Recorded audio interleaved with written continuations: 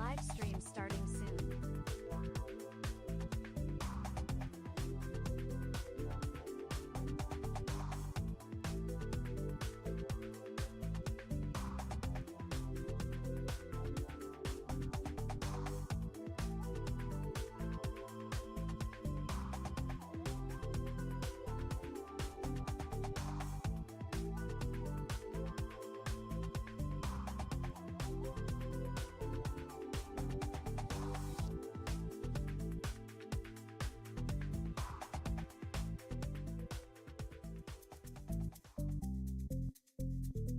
You're watching Neoprism live streaming.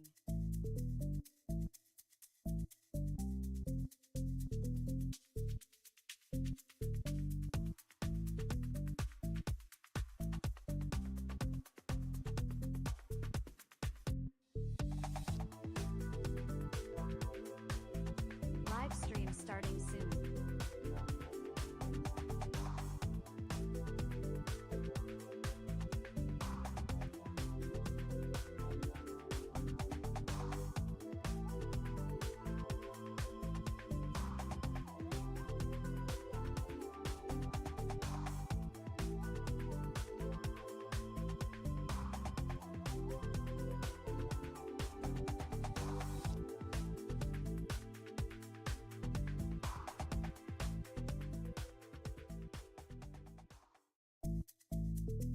You're watching Neoprism live streaming.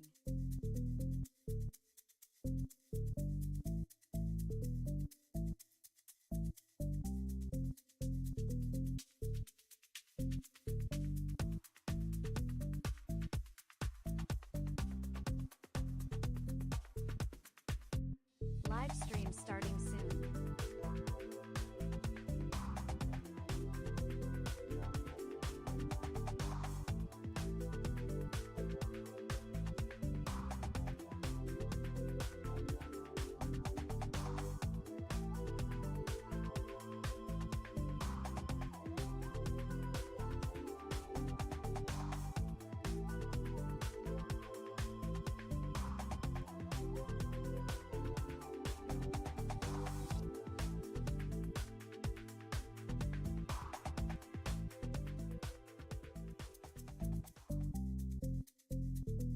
You're watching Neoprism live streaming.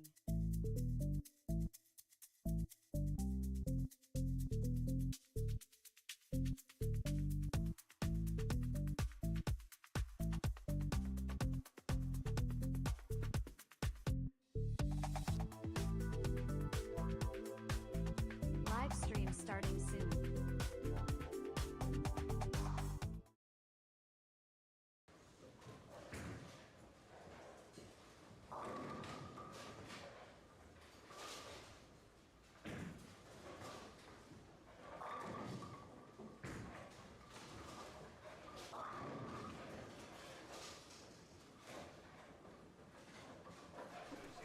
Welcome back. We're back for the Good afternoon. Yeah, right, you don't now like you're that, gonna do you? Yeah, okay. At least I say something nice before we start off. But anyway, we are ready for the top 8. Top 8. Ocho. Ocho, huh? Ocho. Now we're in Espanol way. Top 8. Featuring, who's our top 8? Chris Wosley, Schissler, Hunt, Clint Dancy, Tony Franklin. Let's see here. I can't see the that's not further it. down. Oh, hold on. I took a picture of it. No, that's after 13. Okay, well, that's why I'm not doing anything today. Yeah, exactly. Exactly. Turn it right back over to Mr. Michael. So right now in our top 8, you can have Mike Bailey, Tony Franklin, Scott Myers, Rich Corin, Christopher Woosley, Ricky Schissler, Clint Dacey, and Russell Hunt. So what they're going to do here is they're going to bowl 4 more games. Pins still carry over. And basically your top 4 leaders will make it to the stair step, which is to follow right after game 4. So let's have some fun. Let's see what happens. Who's going to make the top 4 today? So I'll give us about 4 more minutes while they finish up their warm-ups, and we'll be right back.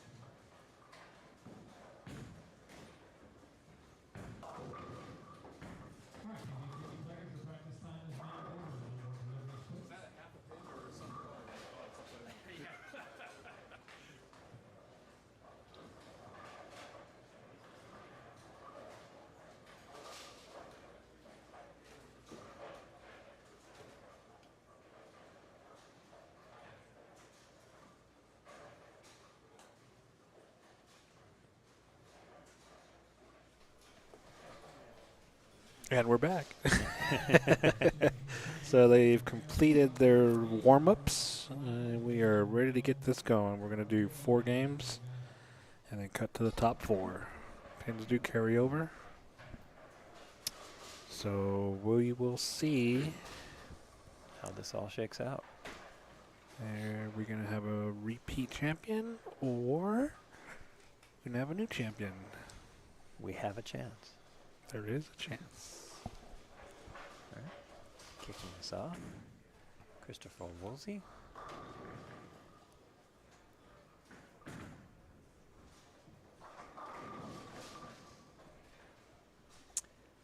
right. It's not the worst thing that can happen on the first shot. That is true. So it looks like our trouble pair 15 and 16 is not going to be used yet. Yet. Yeah. That's where we're going to be having our championships. Yeah. So now I'm not sure if it's ever going to get used until we get there, or are they just bowling on the lanes that everybody else is playing when they move? I think they're, I don't know. Yeah, interesting what the question, move is. huh? Yeah. It's been a while. I think they're just going to bowl on the highlighted pair. All right. And Christopher gets his spare.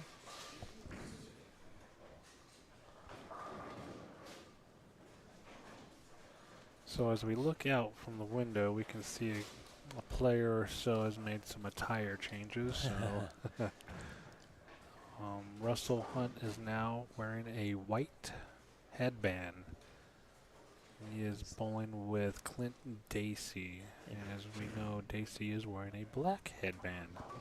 So we have kind of a white hat versus black hat situation going on here. Yeah. And I think they're doing it to keep their hair out of their eyes and the sweat from running down their face. Or one of them's messing with each other. Little mind games going on. Probably more of the case, but well, you never know. I think this is the first time he's wore that, right? that I've seen. Yeah. We may have to ask. Yep. It's not hot enough in here to sweat. Well, yeah, that's true.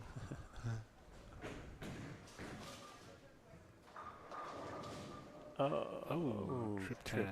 Trips the 10 out of the 7-10. All right. Ricky Schisler is taking his second shot. He started with a strike and leaves a 7-pin.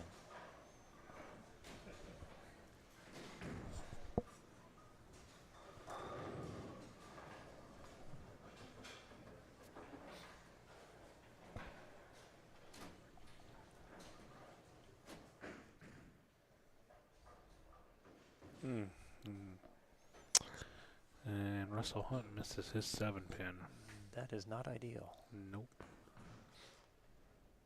I think the headband might be getting in his way. Yeah. Definitely playing some head games with himself.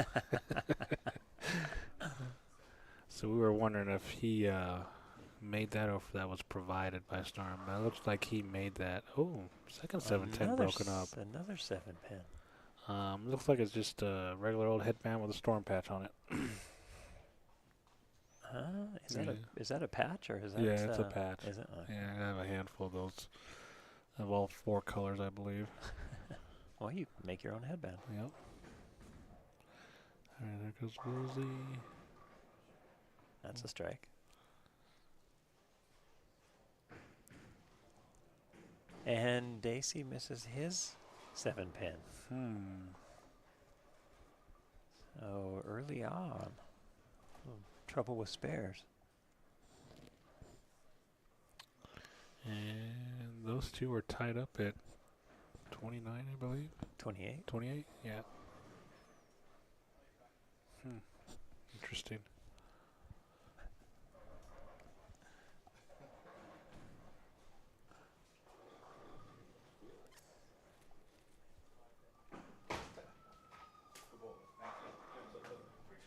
Nice shot by Christopher. Double up.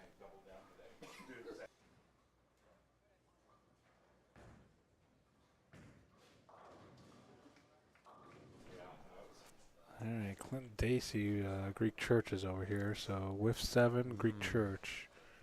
Yeah, that was almost a 7-10 on his on that 7-pin. Yeah. And then he, I don't know if he made an adjustment there or if he just got a little more of it, but that thing went a little bit left on him.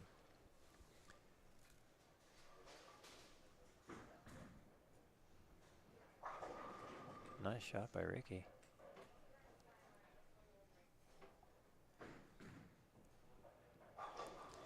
And Ricky is, where's he sitting place-wise? Let me see. He is in sixth place at plus 174. So he's looking to get into that top 4. Yep. And I imagine he wants to do it sooner than later. Yep.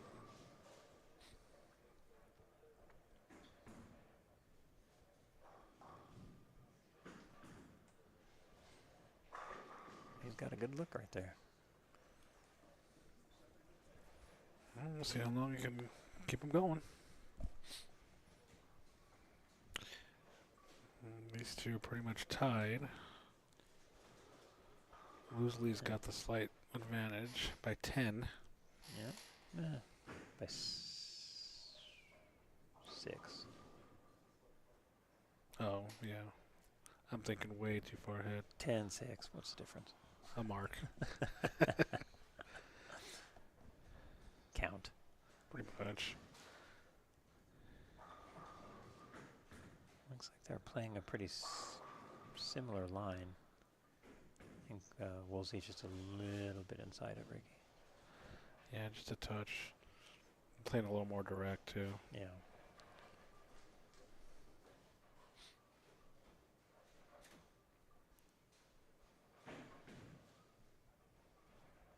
Oh, nice shot.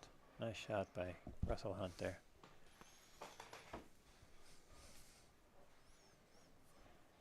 He's looking to erase the mistake he made earlier, missing that 7-pin.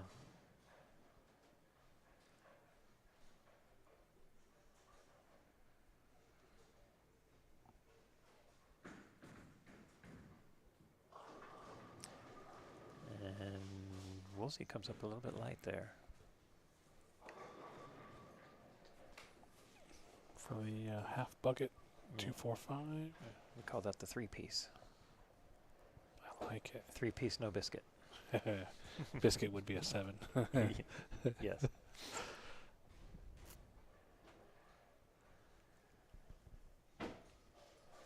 Yeah, it's crazy because when I always make the comment when you leave the full bucket with a 7, I was like, well, looks like they left the left 5. The left of 5. Uh-oh. Oh, That's trouble. yep. Let's see. That hurts. And again, there's been some suspect spare shooting here in the Yeah. beginning of this match. Or this round, I believe. I mean, So the cut for the top 4 is plus 182.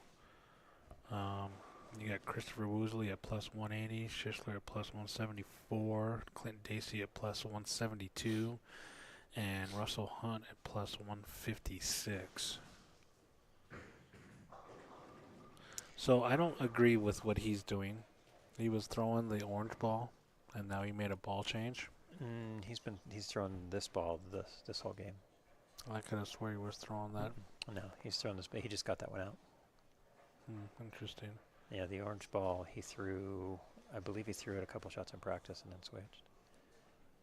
Interesting. I'm pretty sure. Bring up the replay. Let's find out. Pretty Bear sure with us. He threw the darker ball the first I could have sworn it was the orange one. couple strikes. And, And he covers it. All right. almost gave it back. Yep.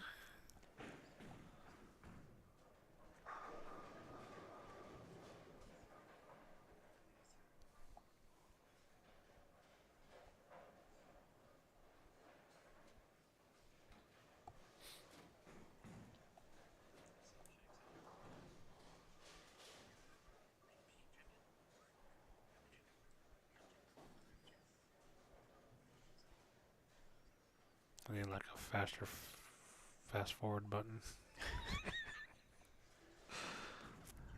He got that one wide too and didn't get back. So he,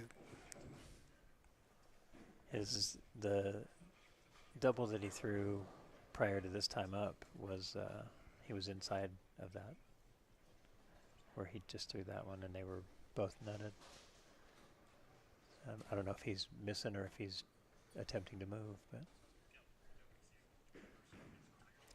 yeah, see, okay, that's the dark one. Okay. And Interesting. watch where he plays this one, and then All right, Daisy finds 3 in a row. see how that was more direct. Yeah.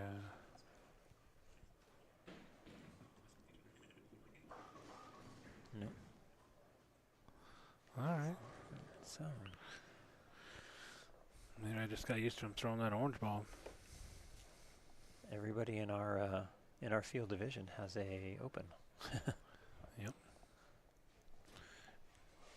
Clint Dacey looking to get 4 in a row here.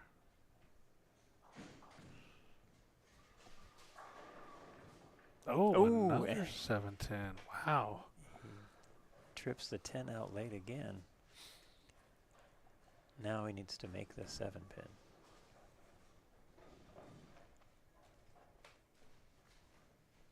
Doesn't do you any good to trip the 10 out if you missed a spare on the 7. Yeah, especially, yeah.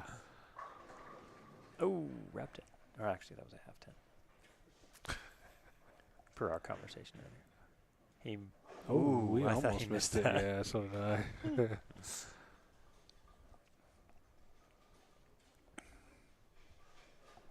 Need to move that sign like 7 inches to the right, or raise it up 3. Well, looks like it's chained to the ceiling, so I don't think it's going anywhere. Cut that chain. All right, Woosley picks his spare up.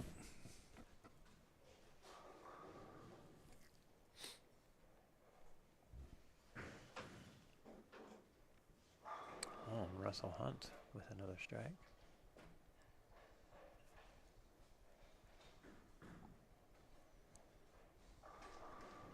And this is the time of the day when the mental toughness is key. Yes. After all this bowling, kind of wears on your psyche a bit. A little bit.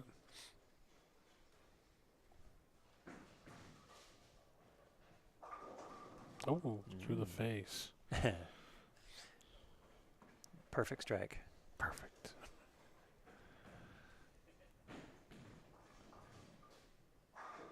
Nice. All right. Hunt doubles up. I'm not sure what he's got, but I can't see that far. Well, I mean, I can, but That sign's in the way still. We need our producer to do something about that sign. that sign, Yeah. the sign that's obstructing my view. Huh? Yeah, it says, please do not place food or drinks on telescore table. Yep. That's a little outdated. Oh, nice shot by Rick. Might want to talk to the GM about that. Yeah, let's get him in here. See if he can do something about that. All right. There we Dacey go. comes back with a strike. And you guys can probably barely see that to the right side, unless you're watching on one of the other auxiliary channels. Yeah. That would be auxiliary feed 2, I believe. All right. Ricky's stepping up on the left lane after striking on the right lane.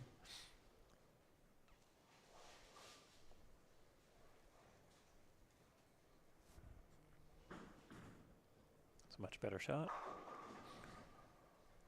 And much better results.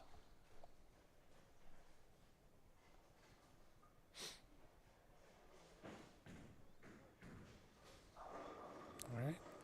Then Dacey doubles up.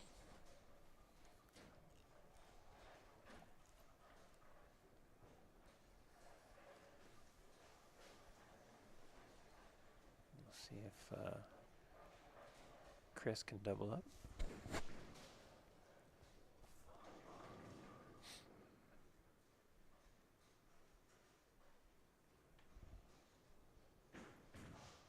Looks good from her. Yeah, he does. Oh, Brooklyn by Mr. Hunt. I think that's the perfect strike. The Brooklyn? It's the Brooklyn. I would agree with that. Yeah. Definitely a perfect strike. No deflection required. Negative. That is affirmative on that.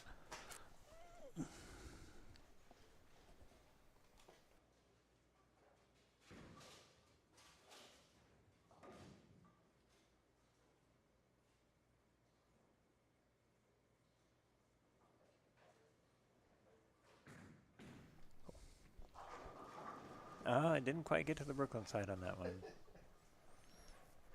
Russell, I mean. Yes.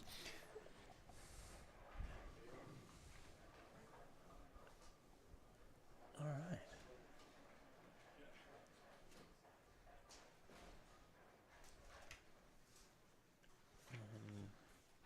Woolsey's going to clean up his 7-pin here.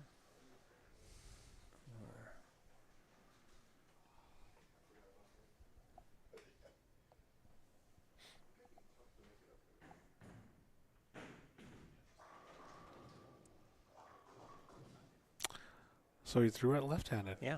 Okay. He throws left-handed that side. Yeah. That's interesting. I think if you can do it consistently, that's fine. But I think in situations like this, I would Yeah, I'd abandon it. Yeah. I would go with dominant hand for sure. Yeah, the pattern's still pretty clean, so. Yeah. And for the sake of just consistency, being able to keep timing and. Yep. But he's out there and I'm in here, so. That's true. That's true. I agree with that. That shows you how much I know. That's a good shot. Oh, and at 10 pins.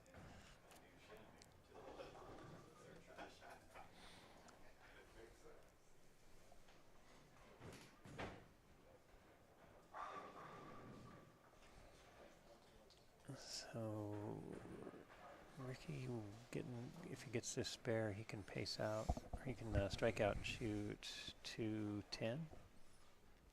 Check my math on that. Yep, 60, 80, 210.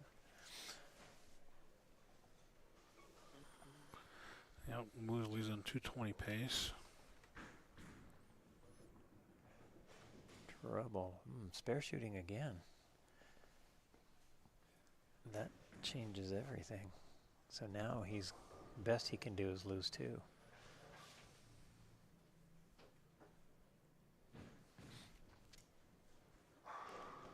And Dacey's going to strike out for 30, 60, 90, 225.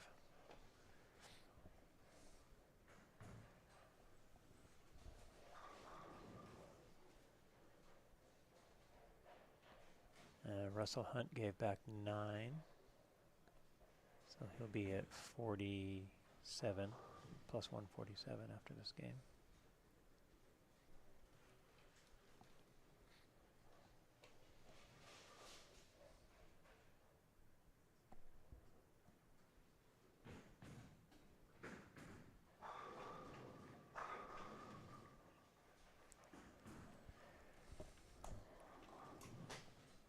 And I think Ricky's being tested if you miss a 10-pin.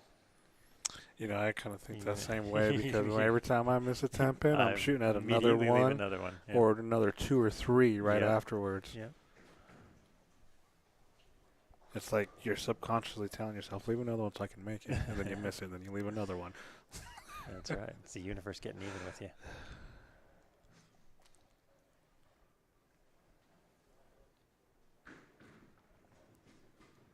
And he covered that one.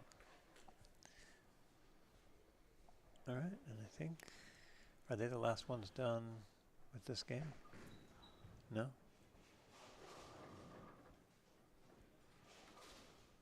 Close. I think they're still.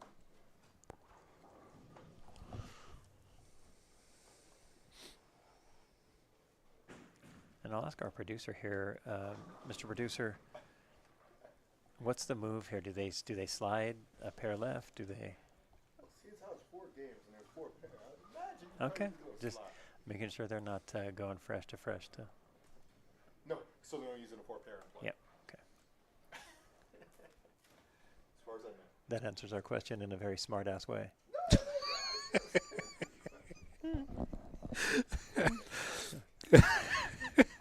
Or for the masses, smart aleck way.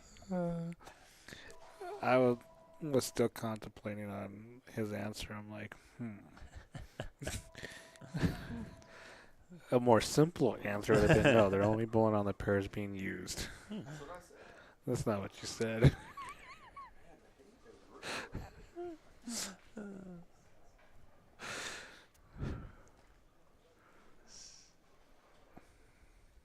That means we'll have, it looks like Scott Myers and, I think we'll see everybody today. well, just sliding Yeah. over to the main screen. Okay, hey, why don't you go produce something over there? Produce something more than bad jokes. How about a ticker of where everybody's at? That'd be nice. So that would be great.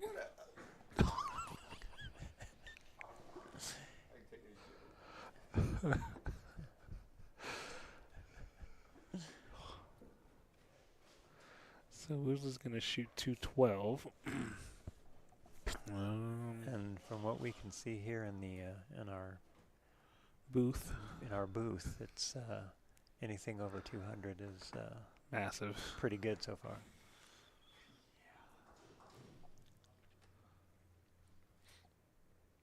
So Woozley, he's gonna go, if he strikes out, it's gonna put him at 192 over. Well, and if he doesn't strike out, it'll be at 91 over. Correct. 191 over. Or Or 190. 188. So he's plus 188. I'm not even going to try to do this math right now because out of all the math problems, I've only got 1 out of the 8, so I ain't worried about it. Plus 188, right? Yep. And, oh, is that already added in? Yeah. Or is he 188 plus 8? No, that's, yeah, that's, because he's at 182. That was after 14.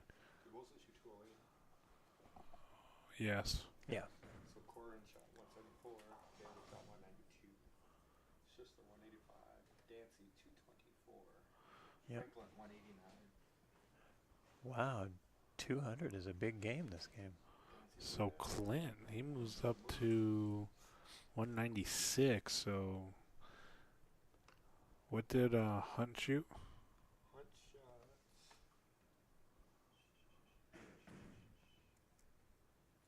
190 something, right? 191. 191. Yeah. So okay. So he lost a few pins. So far the big move has been Been Clint Dacey. Yeah. There were only two over? That's what I mean, there was only 2 people over 200. barring 5 and 6, yeah. 5 and 6 are always there. Oh, okay. And 5 and 6. Okay. Looks like they're shit. 5 and 6 was a trouble pair yesterday. Sounds like it's not being much nicer today. I think that's the characteristic of the house because when I bowled there, we bowled the Masters on that pair for the finals, and it was Rough and tumble. Oh man, it was pretty much one of those ones who can figure out to get to the pocket would probably win, and if you could strike on the pair, you're probably You were gonna win. aces. Yeah.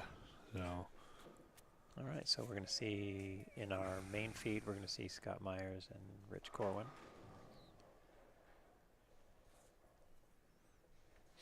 And it looks like Scott's at plus 163 and Rich is at plus 156.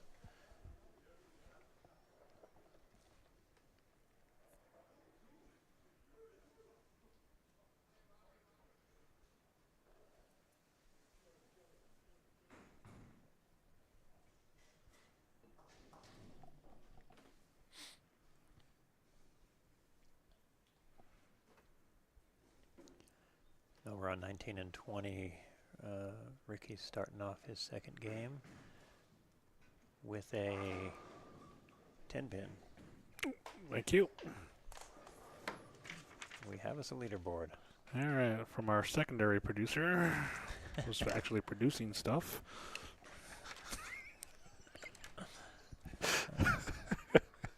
So your leader continues to be Mr. Mike Bailey at plus 268, followed by Tony Franklin at plus 222, Clinton Dacey at plus 196, and Christopher Woolsey at plus 188. Scott Myers is just out of the cut at 163 over, followed by Ricky Schisler at 159, Rich Corin at plus 156, and rounding your top 8 is Russell Hunt at plus 147. So a little bit of movement there. I think something to be noted here is there's been a couple of missed easy spares that could have changed that Yes, definitely. outlook a little bit. So your biggest move was Clinton Dacey. He went from 7th up to 3rd, and then Woosley went up 1 to 4th, and Myers fell down to 5th. So Woolsey on 20. He goes high. He's a 6 pin, and we're kicking off here. Rich Corwin started out with a strike on our main feed. And Scott Myers is stepping up. He's just below the cut line, hoping to find a look here, and that doesn't seem to be it.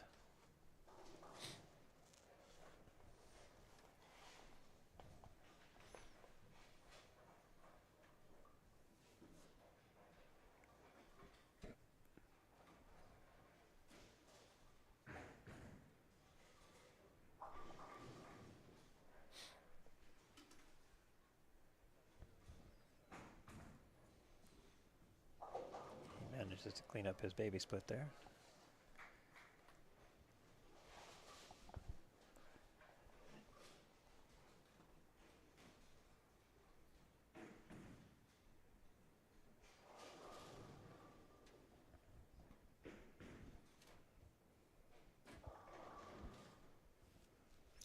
it looks like Myers has chosen to use 2 different balls on each lane, or just don't know yet.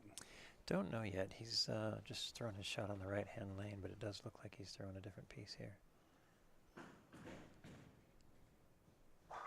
And that one got to the pocket. Yeah, that one looks like it's really dulled up. Yeah, it looks like he's switched to a little bit. And that would likely be the good move. I think he probably he threw that shinier ball the first shot, and it didn't have the reaction that he wanted. Yeah, Kind of figured that this pair was going to be a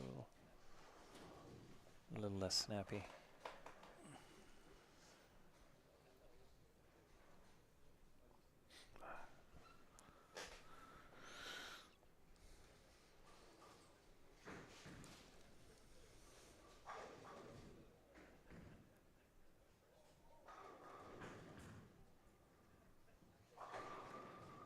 Corwin doubles up out of the gate.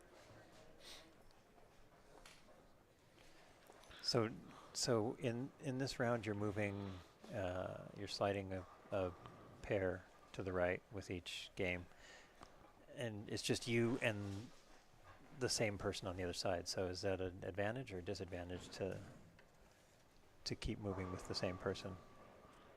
You mean who you cross with? Yeah. I was just kind of thinking about that. I don't know, honestly. I think I see it both ways. Because if the other guy you're bowling with has an idea, you can match up off of him.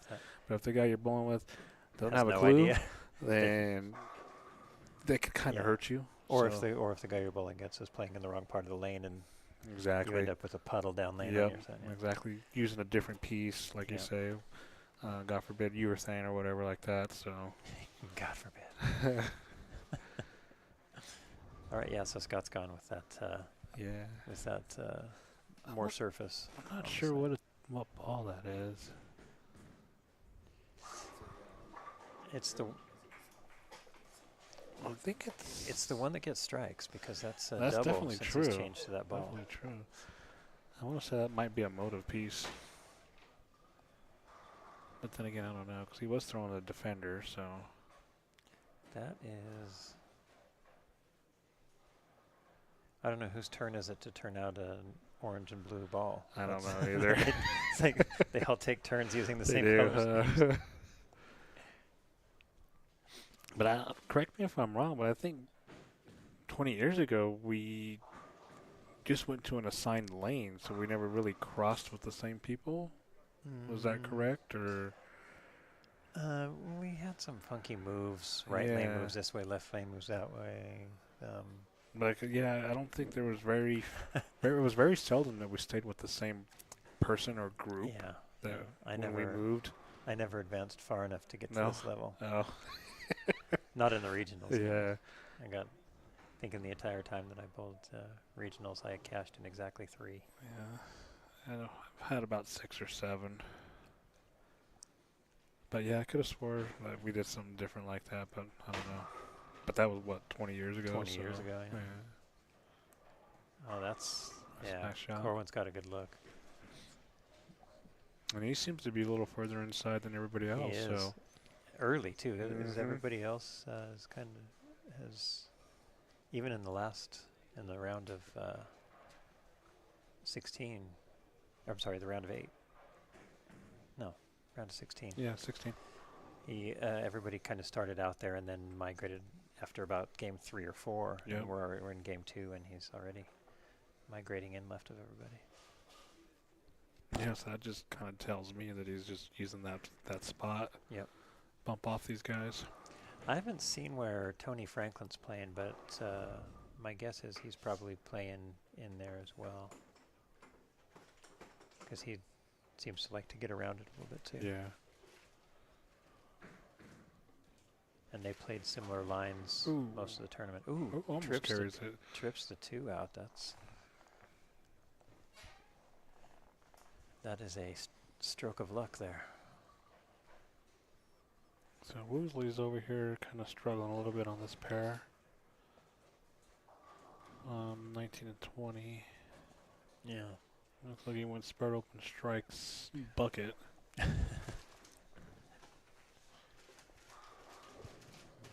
Never sounds good to say the word bucket right after you say Strike. the word strike. Yeah. I guess it's worse off a spare or a double. Yep. Because you lose count. All right, so Rich's string comes to an end. He leaves a 10-pin, covers it. And now Scott's up with his, looks like he's going to continue with that ball, so I think he's found the look he likes. Oh, look then. Yep. Yeah, he got that in Mm-hmm. considerably, actually, for him. And Schisler strikes, so he's on He's a Dutch. Dutch pace. Yep.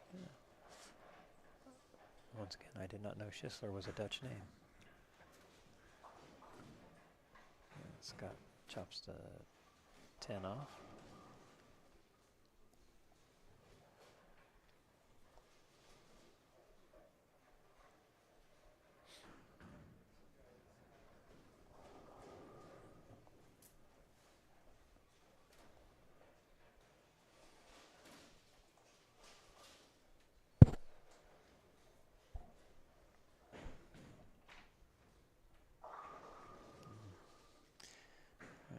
Yeah, Scott gave that one a little more room. Yep.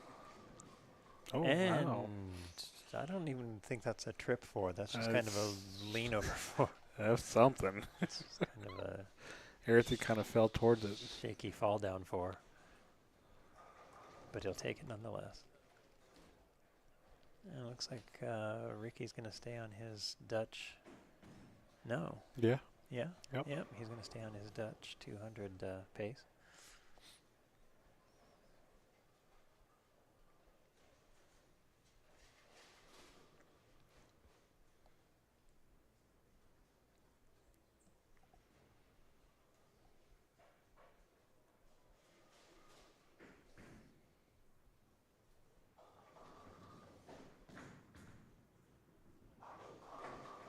And another strike by Rich Corwin.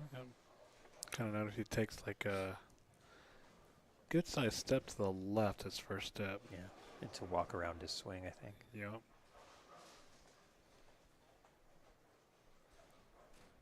I notice some guys do that, some guys don't. Mm-hmm. Usually it's on the second step, not the Yeah. first. So I know I myself have a 3-board drift, so I drift left 3 boards, yeah. but always have. Yep. Probably always will. Flat 10 by Woosley. Tensions seem to be easier and easier to come by as we move along here. That's in a little. Yep. Yeah, and I can I drift about 4 to 5 consistently, but I've gotten it down to 1 sometimes, depending on what I'm trying to do. Yeah.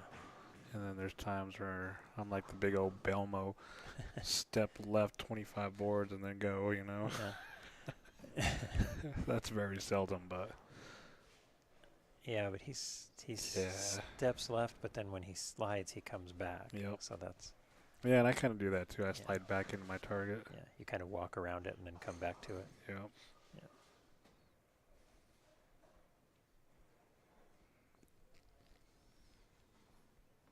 Oh, did you see the label on that? I did. But if I had to guess, it's probably a radical ball. It's DV8. Well, okay. See, it was their turn to make a blue and orange ball. Yep.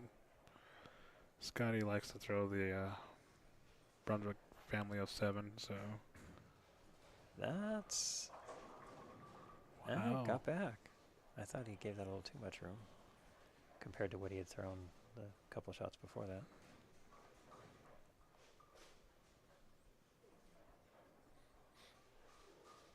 It's amazing how you watch. He went 3-bagger. He tugged one a little bit, and then the next 2 he kind of slightly overcompensated. Yeah. But they They're carried. making it up, yeah. And that's where the mental toughness comes into play.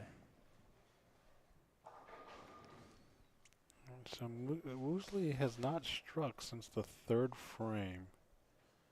And he's throwing up telephone numbers, as we call it. And Scott tickles him down again. For the 3rd one in a row, huh? Yeah. So I've had a discussion about that. Do you try to flush up on hits like that, or do you continue to just do what it's doing? I find Nationals is a good example. I had a decent look for about a half a game just coming in light, so I stayed there. And then I think I left a 10-pin and decided I was going to try to flush up on it. And so I made a minor adjustment and then immediately ended up with a Greek church. So Interesting, it's yeah. Okay. it's if it's working, Stay with it. I'll stick with it and just try to be just a little softer, or just a little, just micro adjustments. try not to move too much left to right, but Yeah. do it more with a little bit of touch and maybe Yeah. try to get the hand in a little more. But And I'm kind of the same way too. I feel the same thing because there's times where I'm hitting that mark or that hit Yep. 5, 6, 7 in a row. It's like, all right, let's. Schuster picks up a nice cover. He's 410, I believe. picked up a 410. Where I'm just light hit, and I'm like, okay, I'm gonna flush this one. 10-pin, 9-pin, something like Yeah. that. I'm like, oh, I should have stayed with it.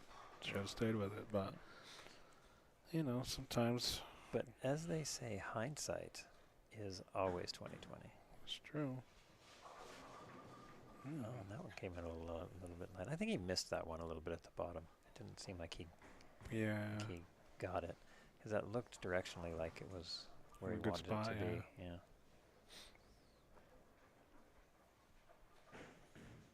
Oh, and Mr. Schisler has changed balls, it looks like. I think that's a summit that he just threw.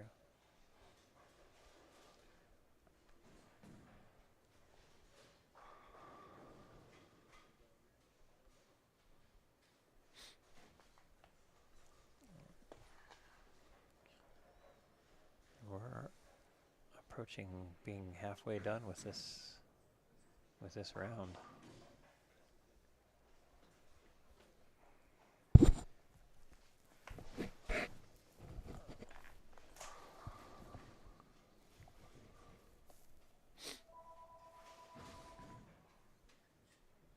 Oh, he was out of that so quick. Yeah, he wasn't he? was. I don't know if he lost it or. He didn't like it, I know that. Yep. That's a good shot by Scott. Ooh. See, he didn't give that one as much room, and it Yep. flushed up. So to answer the question, do you just stay with the light one, or It's When hard to say. when you're that good, you Well, like I you said, make that little half-inch adjustment, and you're there. like I said, there's times where I've done it, and then let's flush it and see what happens. And 10 pin, 9 pin. Oh, why did I do that? Yeah.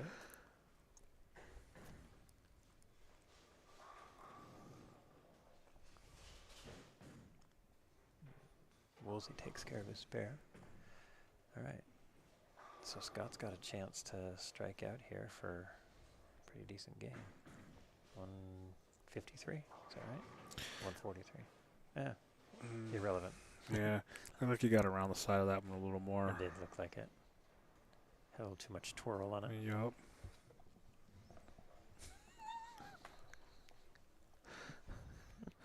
We could go a step further and call it the Warner spin. I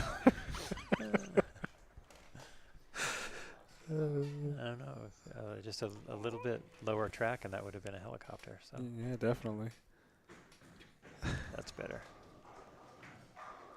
Oh, and Woolsey. You finally strike? Yeah, he stayed in that one a little better. Nice. So Woosley can punch out for 210. Which, if he can nickel and dime it and Yeah, kind of, stay up there. yeah. You definitely don't want to lose pins. No, that's for sure. Yeah. Even if you're only gaining 6 pins at a time, it's Yeah. still enough. So, especially with one game to go after this one. You'd rather gain one than lose one, Or right? 2 ones, So- yep. And Rick's, I can't tell what he's on. He just rolled a 5. Mr. Myers. To shoot 231. 231. So, So that puts him at 90 plus 4. 194. Yep. That's helpful. Now it's up to Woolsey to Yeah, Woozy shoots Shoot that 212. get up there to that 210. Or 210, yeah. Puts him at 198.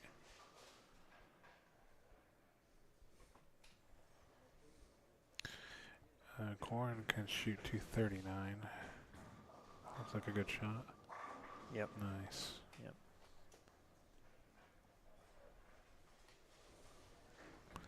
And that'll put him up to 195. Yeah, him and Scott are Making a move. making a move here. What's Rick? I can't see all of Ricky's score. He just left. Is that a 3-pin or is that a 5-pin? I'm gonna say that's a 5. That's a 5-pin in the 9th frame. And, And missed he missed it. Was that a 5-pin? Was it? No, I think that was That was a 3. 3-pin. Yeah. Okay. This from this angle, you can't see all of the lanes, so it looks like. Well, it looks weird. Yeah. Just like we thought he left the Yeah, the one, whatever. the 1257 or something like that.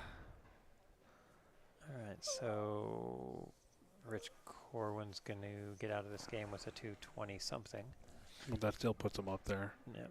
So that would Puts put him in the at 180s.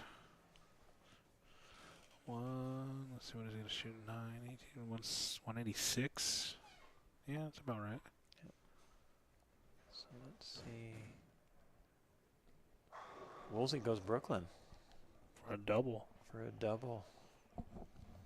Going into the Going into the 10th 10th. frame. Yep. So he's. I think it's kind of crucial for him to finish this one out to At least get the first two on the Just- 10th. to make sure he's in the plus 190s. You don't want to go backwards, especially when two guys just jumped up like right behind you. Mm-hmm.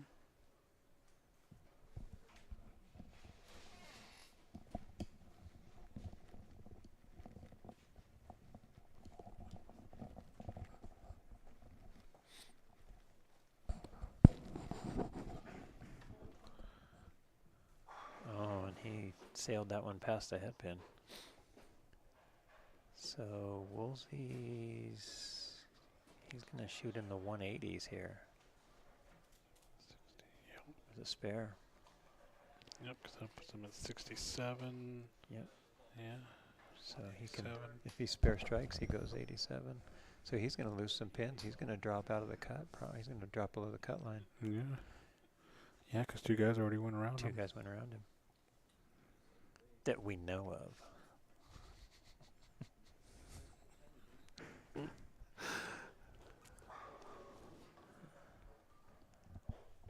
think our producer is rethinking his commentator's choice. I don't know. He might be a little bored. Because usually he's on the mic too, so. This is true. Yeah. This is true. All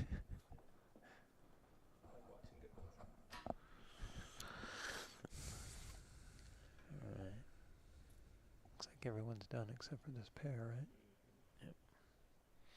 It's a hell of a short review.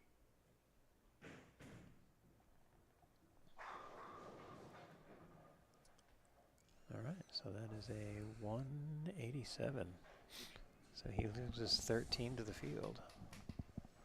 Puts him at 175.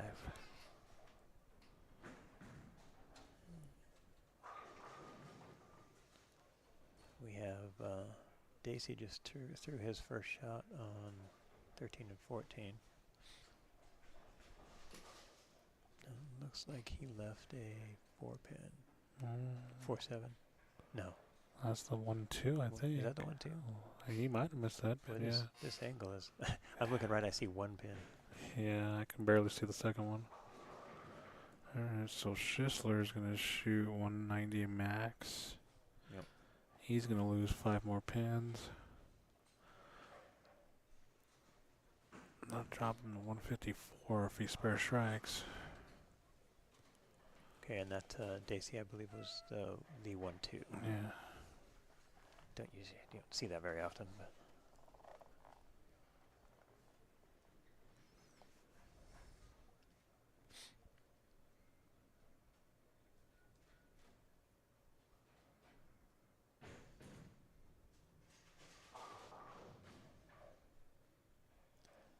Looks like Russell Hunt. Ooh. Buries it. Crams one in there.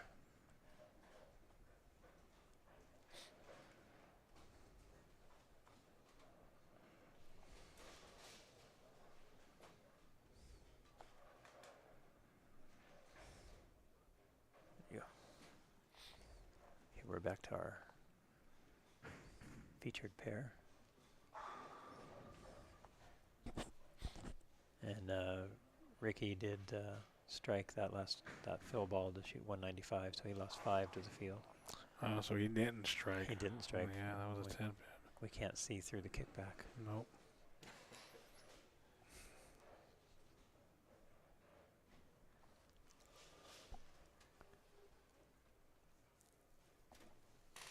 All right, we're down to 2 games to go here.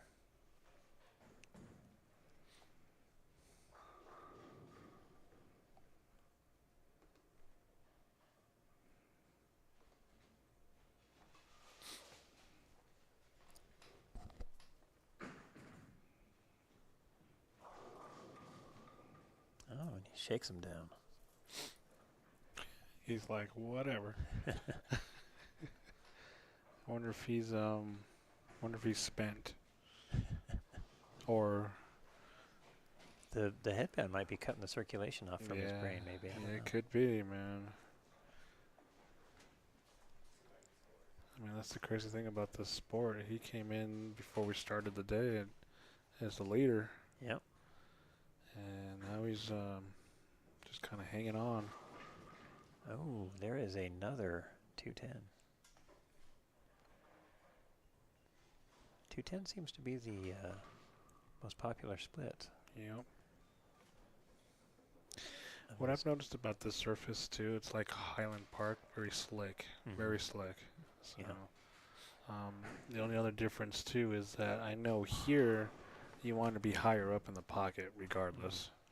To where at Highland you can be flush and be okay. Well, but you want to be in the pocket where the ball will go through the 1, 3, 5, 9.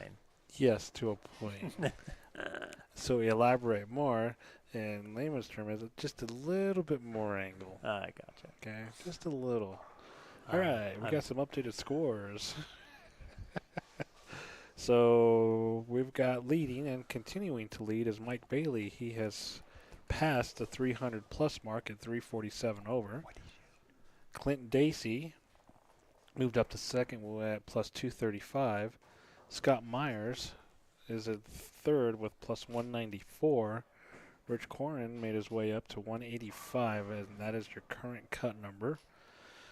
Chris Woosley is 10 back on that at plus 175. Tony Franklin is at plus 163. Ricky Schisler at plus 154. And Russell Hunt is plus 134. So we are believing that Mike Bailey shot 260 or better his last game. 279. Oh, 279. 260 or Which better. is better than 260. Exactly. 260 or better.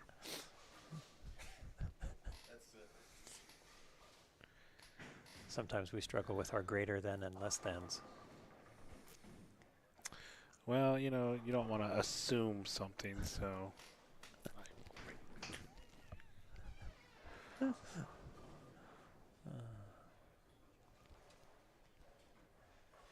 right, so there's a 10-pin gap between Rich Corwin and Christopher Woolsey there at the cut line. So this the drama It's increasing. is still increasing.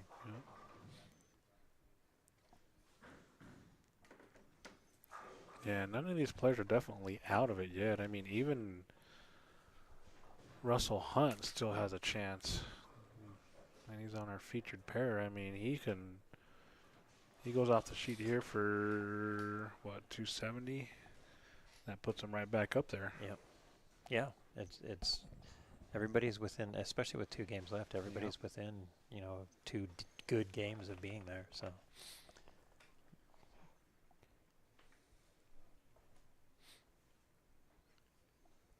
What you can't do at this point is give a lot back. There we go. That shaker on 13 and 14 seems to be, especially 13. It seems like That's the key, yeah. Yeah, seems like that's a good hit. So we got Mike Bailey and Tony Franklin out the window here, and Bailey is on a double. Yeah, coming off of a 279. Yeah. And Franklin is on They back-to-back opens. Yep, back-to-back opens. And he struggled the last game too, I believe.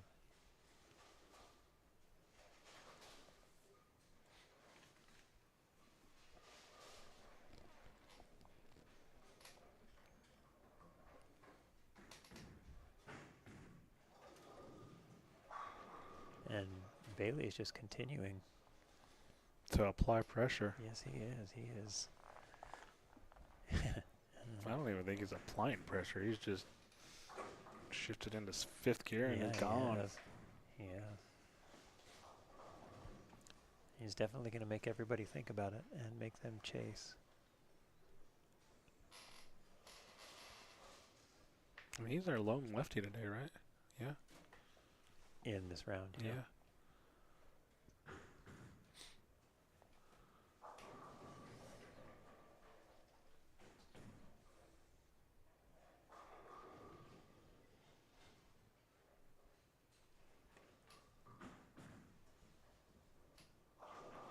Looks like Dacey's chasing it a little bit. He's getting the ball out. It's not quite coming back.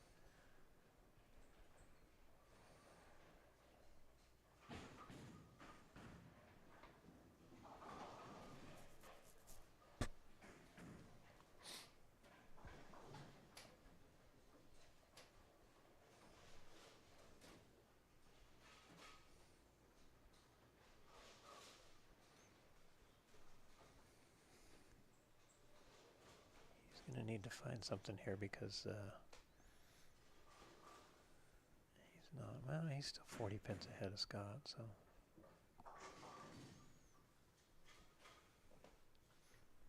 Well, filling frames. I mean, should be okay. So, Yeah. glad nothing tragically happens, but it's the game of bowling.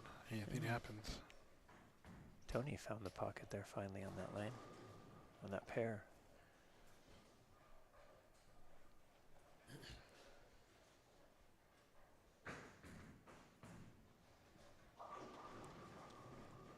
Wow, that one. Just that was a bit errant. That is That's the a- left 5. That is the left 5. Yes, it is. That is half a loaf to the left. Oh, Wow. stone 10 by the Mike lefty. Bailey stones a 10 pin. And he's like, whatever.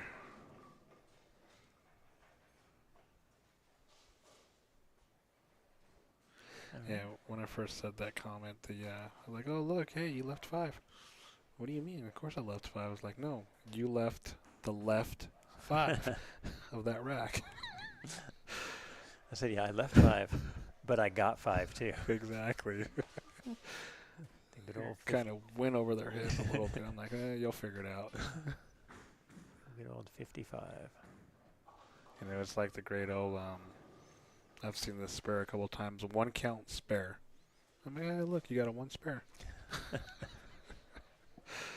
And they're looking at me like, what do you mean? I got 4 spares in a row. I'm like, yeah, but you got 1 spare. 1 spare. And they just look at me like, 1 what? pin and a spare. I've seen that a couple times. It's just like, wow. Alright. See if Russell can rebound after that shot. That's a better shot. Yeah, it is. No, it's still short. He's fighting ball reaction now. Yep. Because that was on a better line, and it still didn't come around the corner. It's got a little shine on it. I don't know if that's what'd you say that was? That's a Summit Peak. Summit Peak. That's a pearl, isn't it? Yep. Or is it a hybrid? Well, it's a pearl. That might be just a little too clean. Yeah. I might want to go something with I mean, he could stay in that same era, block area with the symmetricals, but maybe something a little touch stronger. Yeah. Well, Yeah, something that Something sees the that- lane a little quicker. read a little more in the mid lane. Yep.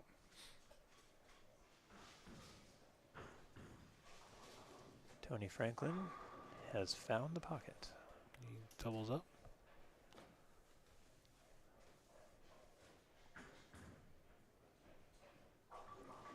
Oh, that hurts. And Dacey is really struggling on 13 and 14. Yeah, I think he needs to move almost his own left and be okay, but I mean, he's throwing that new XL, so. Yeah. That's a hard move to make, though. Well, after seeing that, I would do something like that. Yeah. I mean, just because, but Just knowing that if you get it just a little too much angle in the front, it doesn't get back. Yeah. That's a little, at least for someone of my skill level. Right. That's a tough move to make. well, I'd do it just because I'm fearless. Oops, I kind of missed that. There's a very, very fine line between fearless and foolish. Yes. And I'm like right there. You're- Because if it works out, fearless. If I miss it, It's ooh, foolish. Yeah. Yeah. Well, that's the whole risk reward aspect of, Yep. of the game. And see if he can figure out his ball reaction here.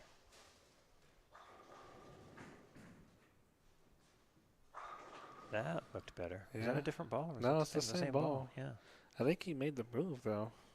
Yeah. I think he went like three with his feet. Was he a little softer with it? Because that looked like that looked like it shaped better earlier. Well, that's about the same. Guess just a better result, huh? So it looks like Russell's going to make a ball change. Go into a DNA coil. And Mike Bailey's back on the strike train. He's got another double. He's 270 pacing He's again. feeling pretty comfortable, I imagine. He's still talking to himself, though. Trying to keep himself in the mindset. On a backdoor 4, yep. The old backdoor 4. So I think that's probably a better move. You stay with a pearl with that DNA coil, which is a bigger block, being an ASIM as well too. So that gives it a little earlier. Yep, let's pick up a little bit sooner. And not quite as snappy on the back. Mm-hmm. And another strike for Mike Bailey.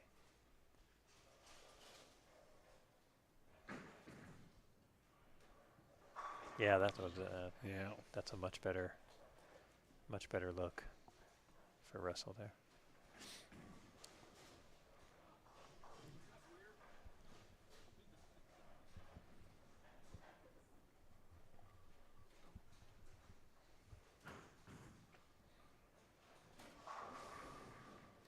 And Tony Franklin is that 3 in a row now? I believe so. He started out struggling this game, but he can still save a little face there on the back half of the game. No, looks like he went strike on the 4th, strike on the 5th, spare, and then whatever he's got there. And then strike. Yeah. Okay.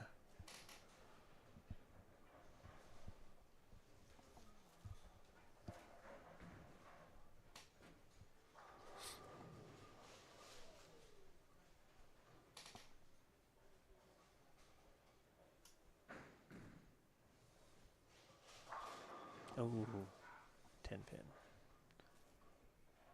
I think you can start seeing. You're gonna probably start seeing a lot more frustration out of players. Yeah, I think so. Nice. Clint Dacey with a nice strike there coming. He's got a double coming off that open. You know, 3 in a row. Oh, 3 in a row. You're right. And Russell's on a double. Yep. So Clint can strike out for 209. Russell can strike out for 238. Definitely helps. Helps. Yeah, he's got a lot of ground to make up, and Yeah. he's running out of frames, so he needs to strike out this game.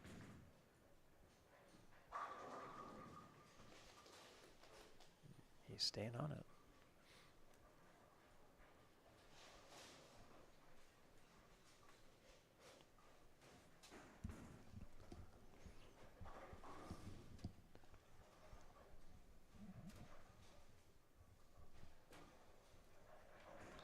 I'm curious as to what Bailey is throwing. Judging by where he's at on the lane and the ball motion, is that a urethane? I don't know, man. I mean, that's... I mean, because he's been using that ball all day. Yeah. And there's a couple of shots where he let go left, and the ball went left and still recovered. And I'm like, wonder what that is. We sent our producer to find out.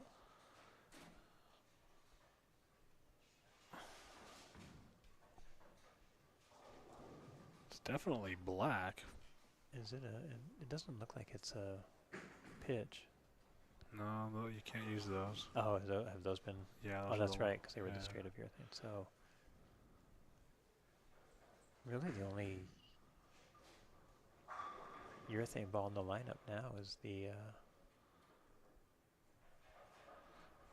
is the That's going to be the IQ. black hammer. Well, or the he's a 78D. He's a storm bowler though. He's wearing a storm shirt, so it's gonna be something in the storm lineup that he's throwing. Although no, he was throwing a hammer yesterday, Yeah, wasn't he was throwing a hammer earlier today too, I believe. he? Yeah, you're right. That blue one. Yeah. So I wonder What if is it it ain't a he said? 78D. I don't know. I don't know. Whatever it is. It's the right ball choice. It is. I mean, he's averaging what, about Two a lot. too much.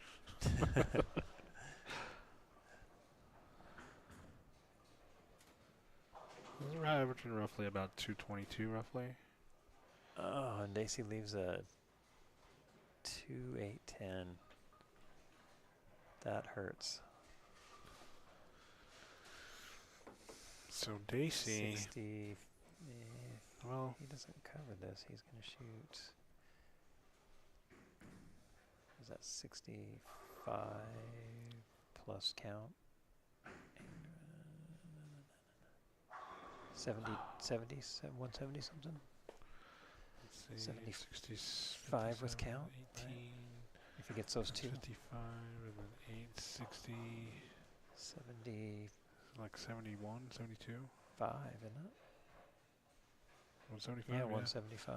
So he loses So 25. he loses 25 to the field. So that puts him at 210. 210 over. And that puts him in range. Yeah. Depending on what Scott Myers did that game, I don't see his scores yet. Well, basically anybody there. Yeah. I mean, that's striking distance now. Yeah. Russell Hunt, he gained 14, so that puts him at plus 148. So, if anything, I would say no worse than fifth right now. Just looking in again. It's amazing how you can go from way up there to just barely being in there now.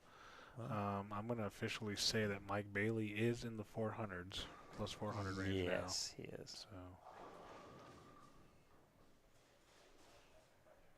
Yeah, he's on the verge of shooting back-to-back 279s here. That's hard to compete with.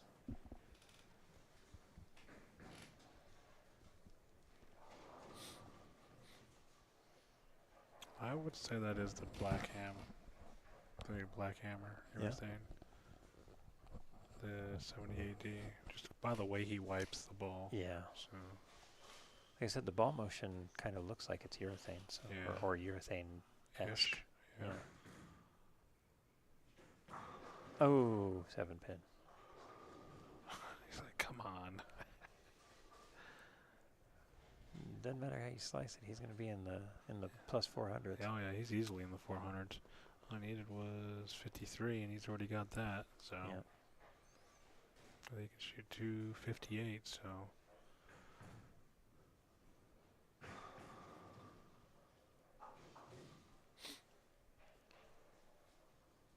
We'll see if see how I mean, he's obviously going to be the leader going into the finals, and that's we'll see how that he's going to have to sit and wait for him to get to bowl to him. So being at the top of the ladder, is that going to be a benefit him or not? It's going to be fresh. Yeah, it's hard to say. It's going to be fresh on his side. Wow. 257 from Mike Bailey, and that puts him at plus 404. 404. Yep. Wow. Yeah, he's gonna be just under 200 pins ahead of the next competitor. And he is moving to the featured pair.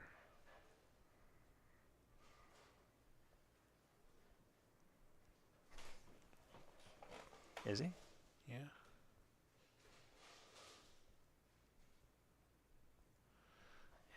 Yeah, he is. Yeah, it's got to be that black 78D. We'll get a better look at it on the. Oh, you can see it on the rack there.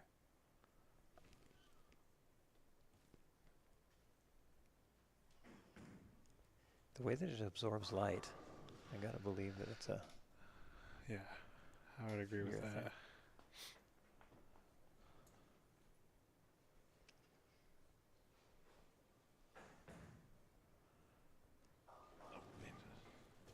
Yep. So this is the. We're going into the last of it.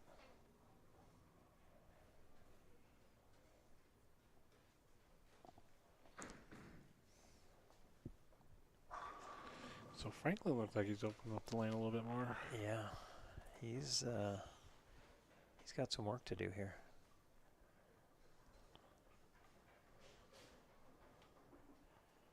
Let's see, what is that?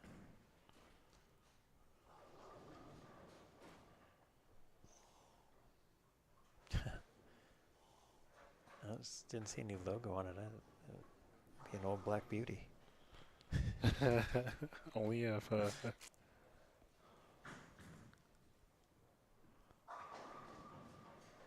Maybe an LT.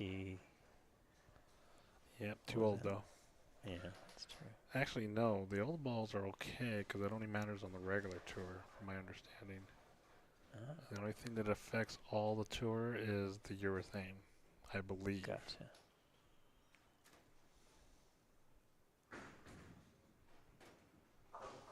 He cleans up his 7-pin there.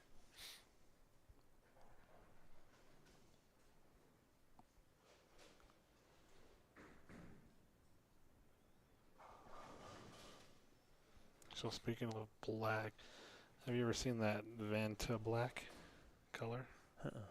It is the darkest color of black that absorbs 99.96% of light. How do you see it? You don't. You don't see it till it hits you? Oh, another Wow, one. another one. So it's funny because I was watching a TV show where a guy, he painted a 10 by 10 room that had one single light bulb, a 75-watt bulb in the middle, but he painted it that Vanta black. You could barely see the light bulb. That's how dark it was in that room. It was crazy.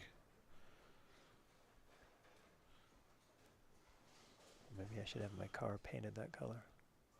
I think it's black, dude. I mean, you're going to be like, whoa.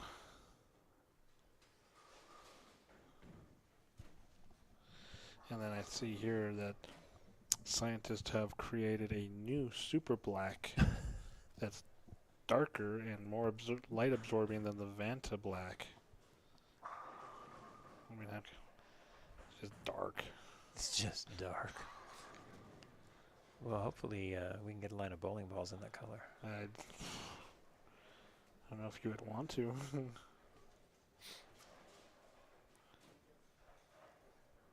If I had my druthers, they would all be black bowling balls these days. Yes. Black or dark blue. Yeah. That's why I'm still throwing a Night Road and a... So that's what it would look like if it was on your car. Oh, look at that. I'd go for that. I'd go for that. Look at that. That is a super blackout series. That's crazy. It's like charcoal, dude. Yeah, it does look like charcoal. Uh-huh. It's like a briquette on wheels.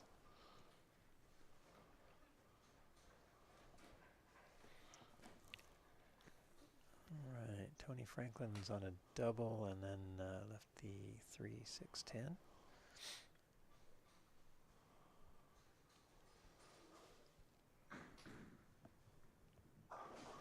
And missed it.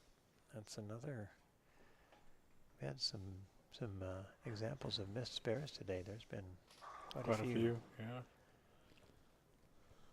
Is that pressure or is that just Lack of focus. Lack I of think focus. that's all that is, yeah.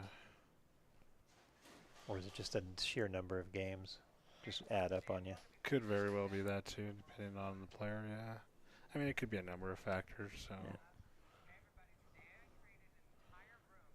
But I think it's just more lack of focus. Yeah. Or focusing on the wrong things. Yeah. Focusing on the fact that you left it instead of focusing on picking it up. Yep. Ooh. We have the mirror image of the 3-6-10 over here, the 2-4-7.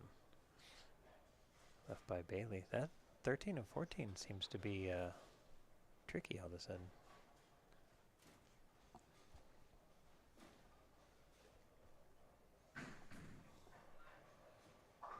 And he chopped it the wow. exact same way. Wow.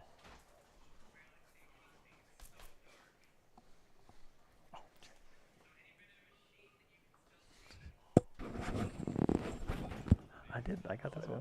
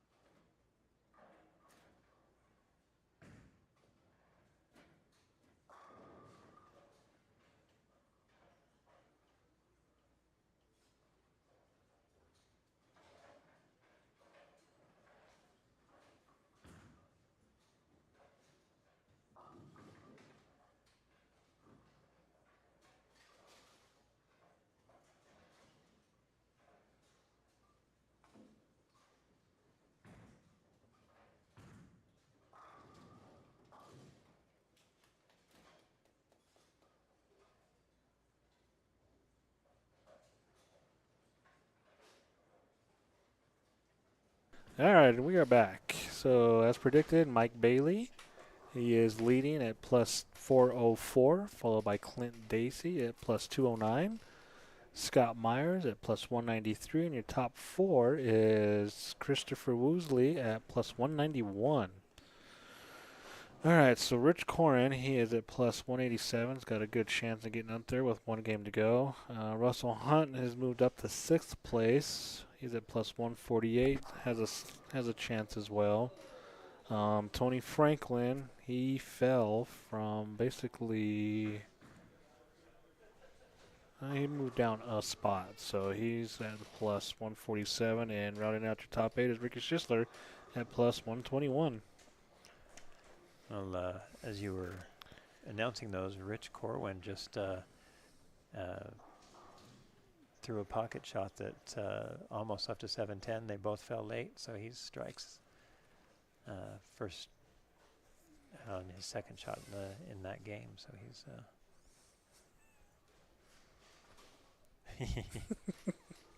yes, absolutely.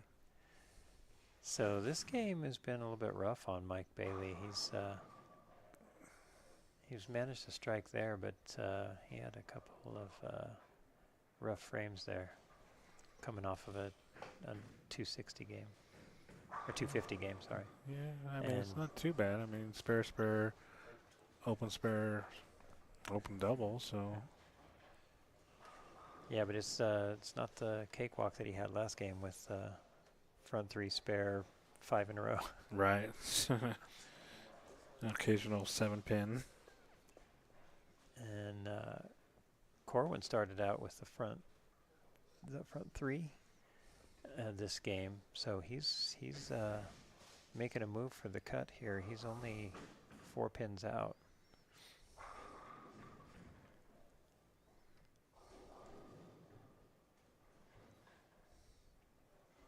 I think and actually he's 4 pins out, and he's only 6 pins behind Scott Myers, so Yep. he can make a considerable jump here if he can keep the strike train going. Tony Franklin just throws a nice strike. Gives him a double.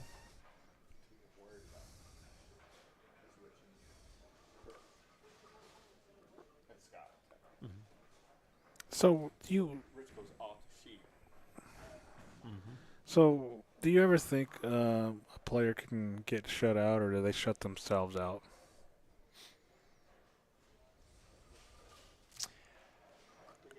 Yeah. I would say yes, you could be shut out. I think I think you can. At some point, yeah, I would agree with that too. But But realistically, what is the chances of being shut out versus shutting yourself out? well, I think if you really look at it, they're two sides of the same coin, right? So Yeah, you can be shut out, but what causes you to be shut out, right. right? And And so is it that the lanes aren't catered to you? Well, then yeah. Well, you're But gonna think that. You Yeah. you have to figure out how to do it, because there are guys that did figure out how to do it. Correct. And I mean, I face that a lot when I go to tournaments. I'll go to tournaments and I'll bowl terrible, and I'll watch, and there's always someone who figured out And the way to just get there, and whacking it I and didn't this do and it. that, Was I yeah. shut out? No, it was a lack on my part. Yeah. So in a sense, so- you shut yourself out because Yep. you chose not to. I knew the pattern going in. Yep. I knew I could see what everybody else was playing, and yet I was unable to do it. And you chose not to follow. I was unable to execute. Yeah, I mean, that's I would the, agree with that. that's the So two caveats. yeah, Okay, I would agree with that. However, so we're going to use this as the example here. Mhm. If they made a pattern that forced you to play 5 out from arrows down lane, that's not in your wheelhouse. You're not Exactly. going to be able to do Exactly. that. So they're shutting you out. No matter what you're thinking, your execution there is not going to be So, nowhere near. but that's But then why am I bowling in that tournament? No, then? that's what I say. Yeah. You don't know what they're Yeah, putting at. yeah. So Yeah. in theory, they shut you out of but did they? But They didn't do it on purpose. they didn't do it on purpose, and there's someone that can do that. No, So but so if I'm literally, you competing, are yeah, shut yeah, out it's not in my without will. The mindset of you saying. Well, But yes. one thing I will tell you is that what I would take away from that is there's some work I need to do.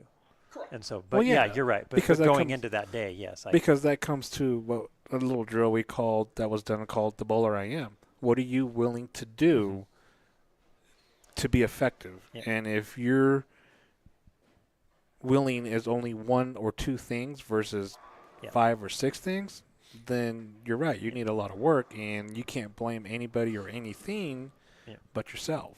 Correct. and that, So, and hence, you're only shutting yourself out because you can't do what others do. True. Yeah, I guess that's if you look at it that way. Because you got to look at it from a human being standpoint. There's Well, that is my only human one being planet standpoint. Yeah. that can play every arrow. that's true. consistently. That's true.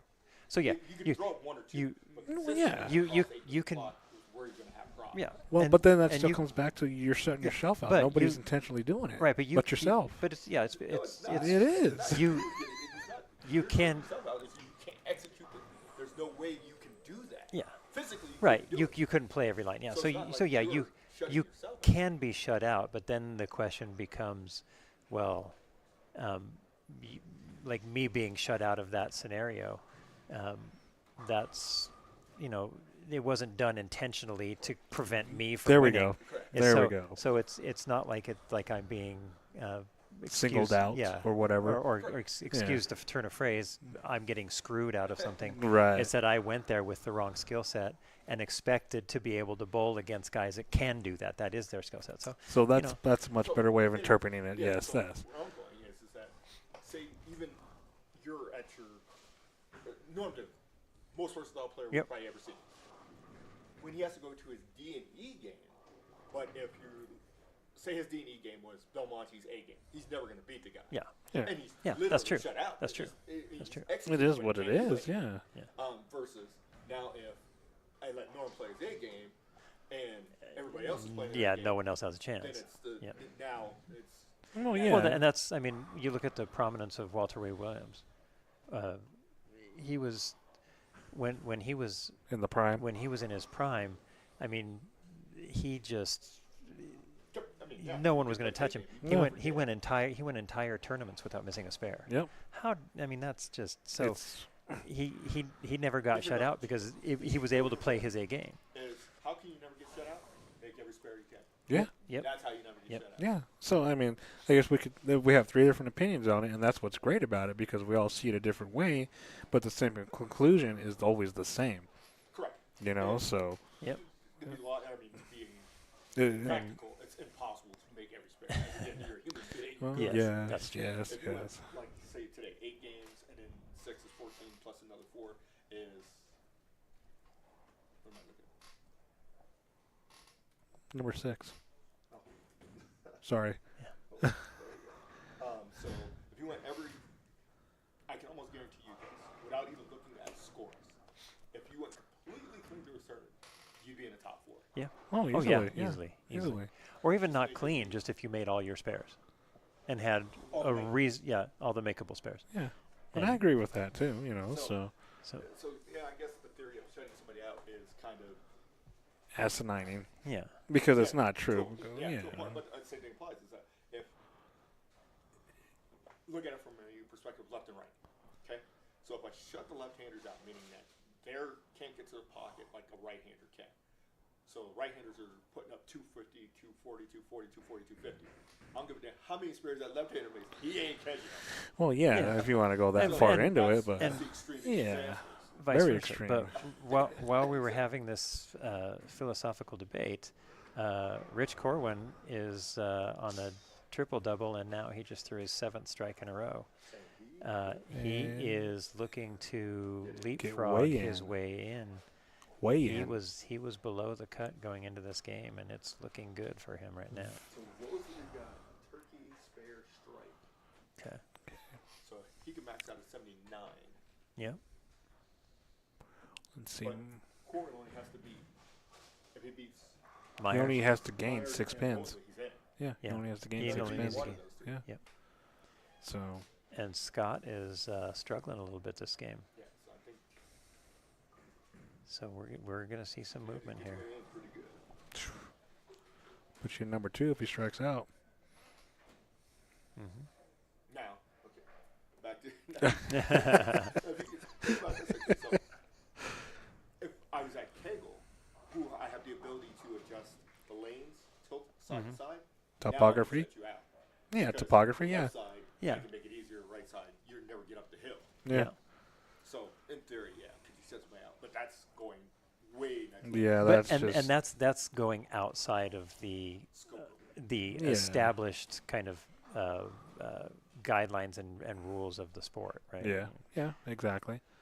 Now, could that happen? Could you actually have some settling of a building or some lanes that get a little bit out of level? It's possible. And No, I've been in places Yeah. where you know, it's like that. Oh, absolutely. Yeah, Centennial. yeah. Show And averages how 250. how often is that checked? How often do That they should level be the lanes? done. Well, it used to be once a year. But that's because they had to resurface too. So Well, that and everything had to be checked no matter what. So, but now it's just whenever.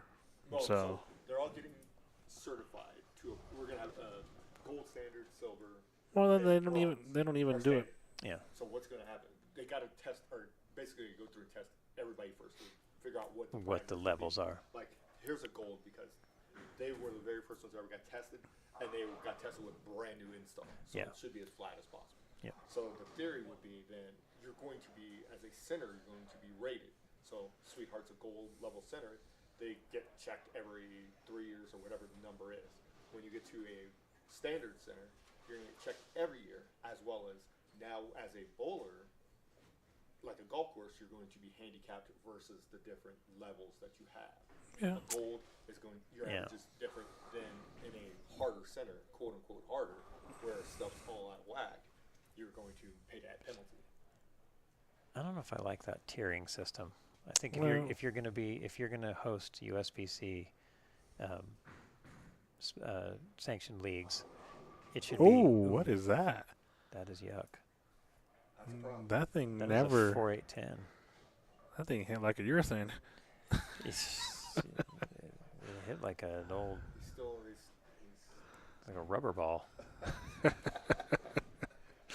But no, I kind of agree with that rating system too. I mean, Right. but you would think. what's the argument about sport conditions versus challenge versus house? Same thing, tier. Oh, we got one.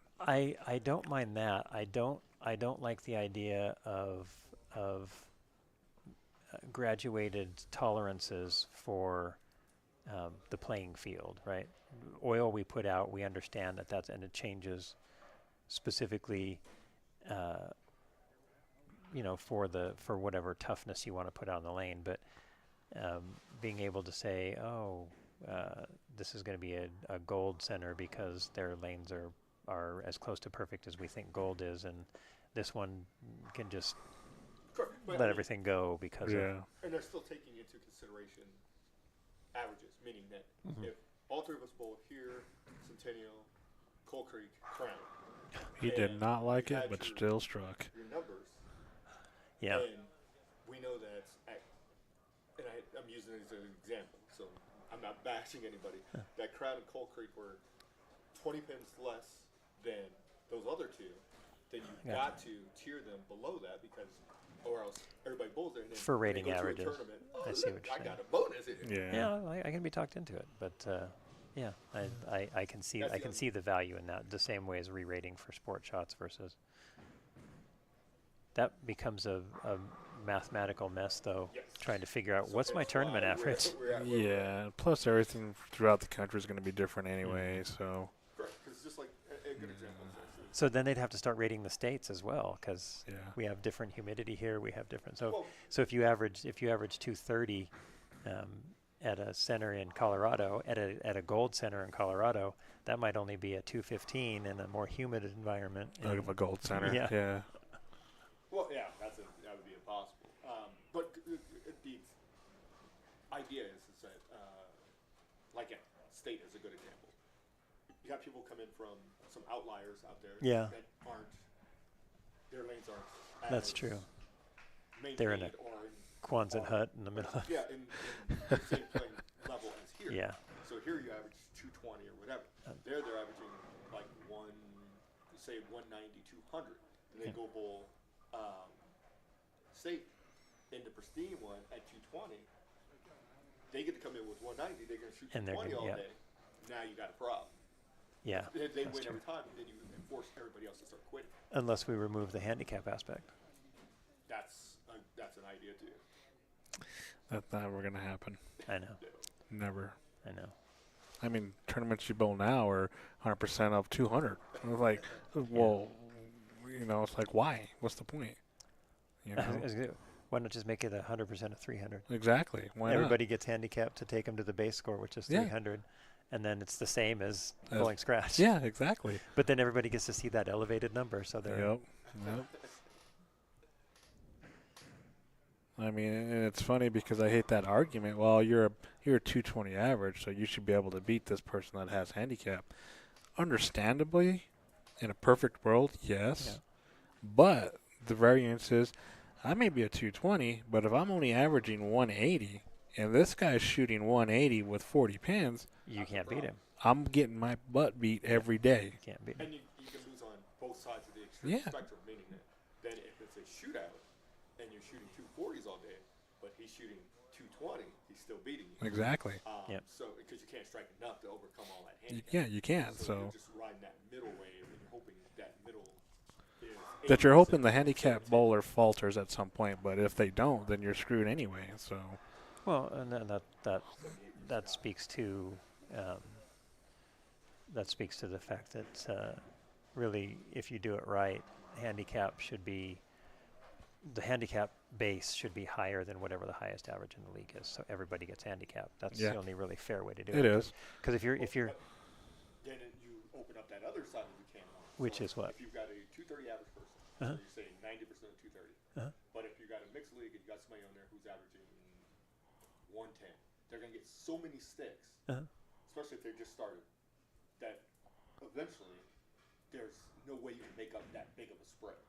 There's too many pins to make up in such a short period of time. but so the So all they got to do is make a couple spares. which right, is but so the capable the more handicap you have, the lower your average is, right? So yes. to keep your average at that point, we know that you're not gonna bowl too much over. If you bowl too much over your average for too long, so yeah, there's gonna be times when a higher average bowler is not gonna have a chance because for whatever reason, you know, you miss a couple spares, you're having trouble getting the ball to the pocket or whatever, and the bowler throwing it down the middle is just doing the same thing they always do and bowling their average and they beat you. But that's gonna be a rare case. Now the downside is, Have you not bowled Wednesday night? yeah, I know. I'm getting to that. That's the problem on Wednesday night. Everybody has a lot of handicaps. So All right. Corin is going to shoot 260 My plus, biggest issue, and that's going to put him at plus when you have 240 leagues, minimum. So Corin has secured his way in. There's USBC made a rule at one point in time that said you can calculate at 300 and 900. So for your high scores. Uh-huh. And I always like that, even though you get a bunch Yeah. of ties, I get all that stuff. Because what happens is your higher average person shoots truthfully 300. usually does not. Yeah. Yeah. So you can shoot 300 and never get the high game because Yeah. somebody who averages 180 happens to shoot 240 and all those sticks are at Yep. 320. And if Yep. you have no handicap, you're never getting it. I've been in handicap leagues where the high handicap game was like 330. Exactly. So Rich Corin finishes with 262, and that and puts him he's- up to plus 240. Where was he at? 249. 249. So I would assume to say he is definitely in second place. What did Clint do that game? If he didn't shoot 240, then I yeah. don't think he did. So we should have some scores here. Clint Dacey. We should have some scores here in a couple minutes. Do we need to adjust cameras? I will here.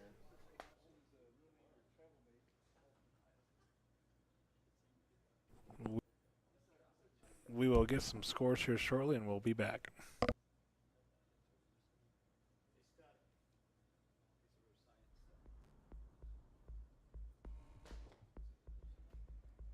You're watching NeoPrism live streaming.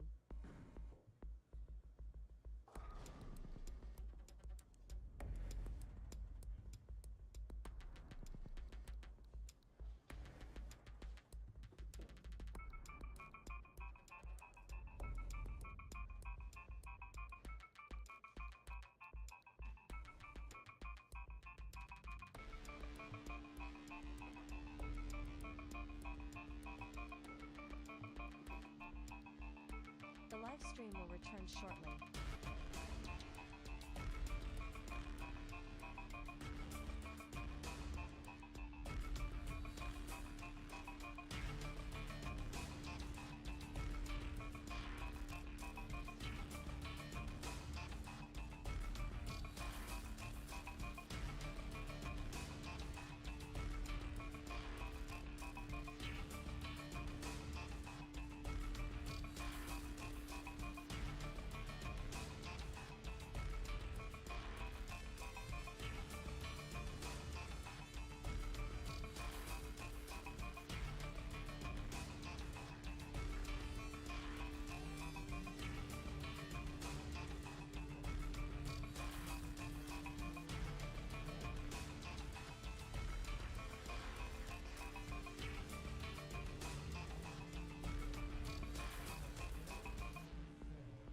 Allen, Texas, Mr. Mike Bailey. Gentlemen, warm-up pair will be 11 and 12. You're watching NeoPrism live streaming. Players failing to advance, and then we'll get you started for your official practice on lanes 15 and 16. Players seated at first and second will get the first 8 minutes. Players seated at third and fourth will get the second 8 minutes.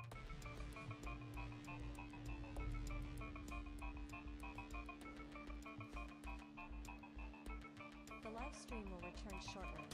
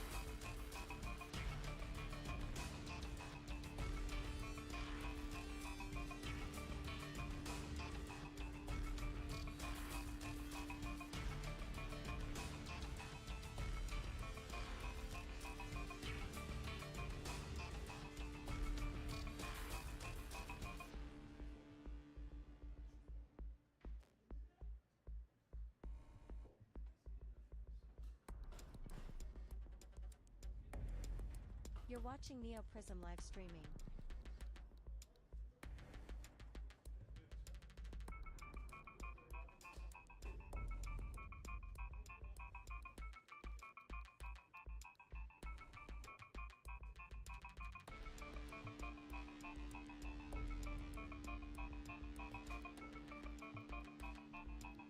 The live stream will return shortly.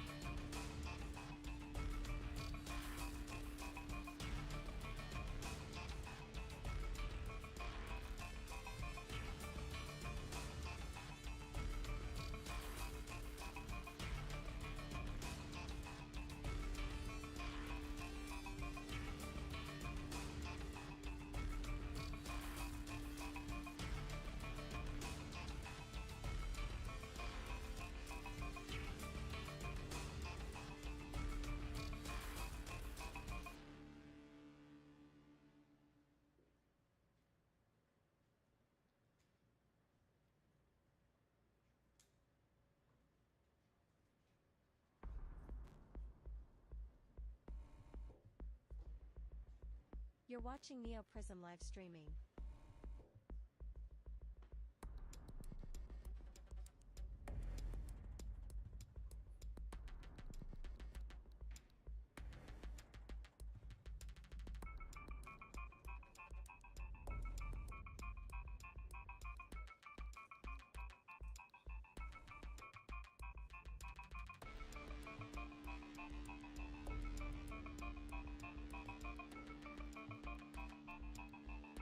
The live stream will return shortly.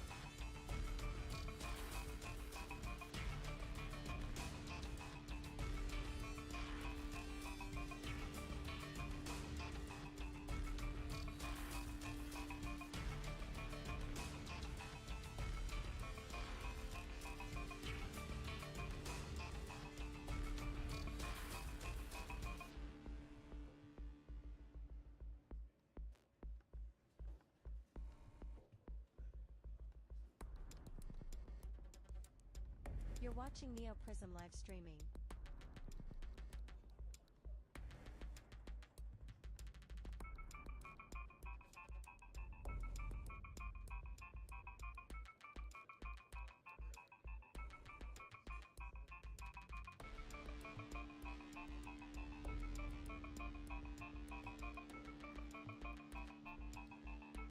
The live stream will return shortly.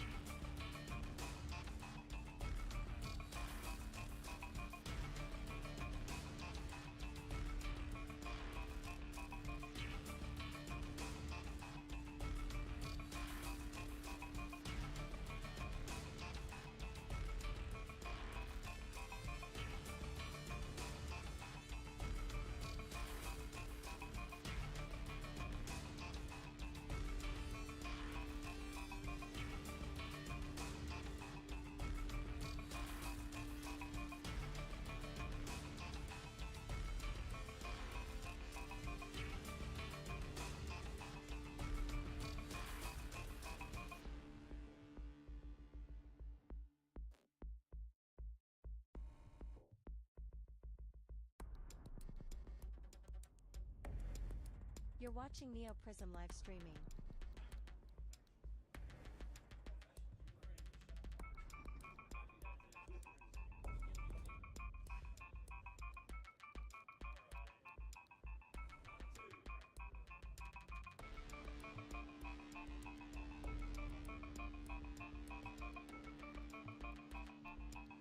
The live stream will return shortly.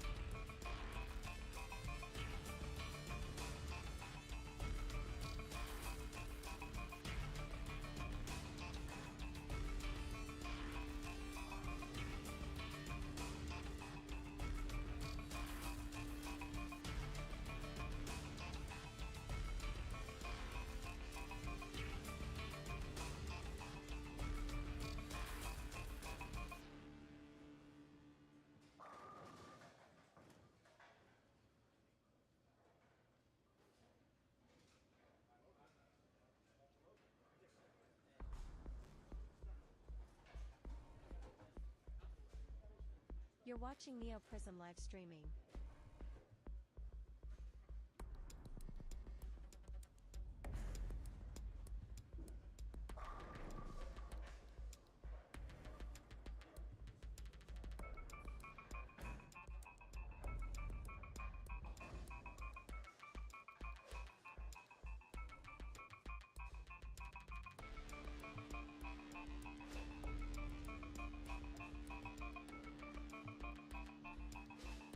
The live stream will return shortly.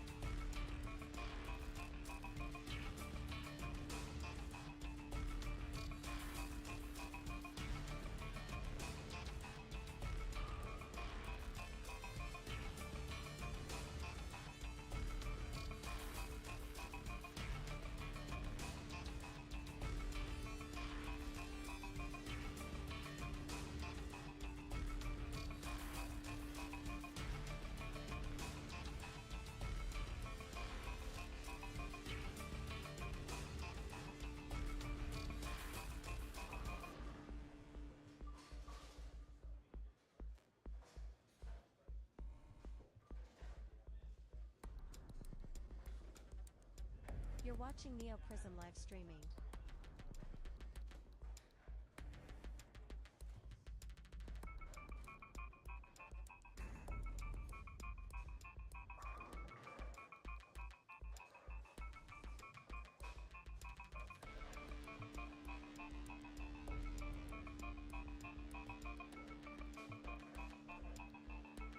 The live stream will return shortly.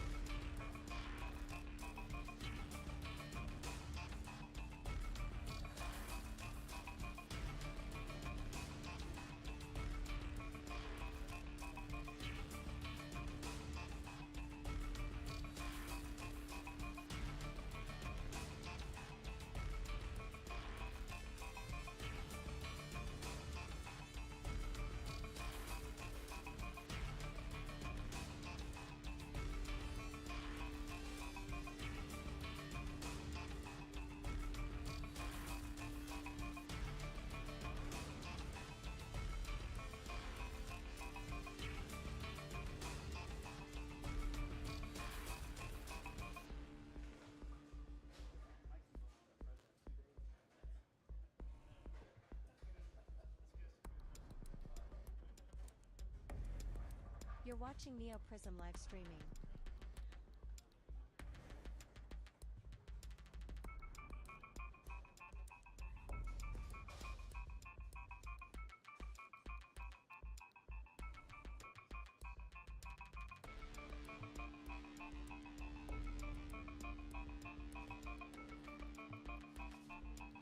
The live stream will return shortly.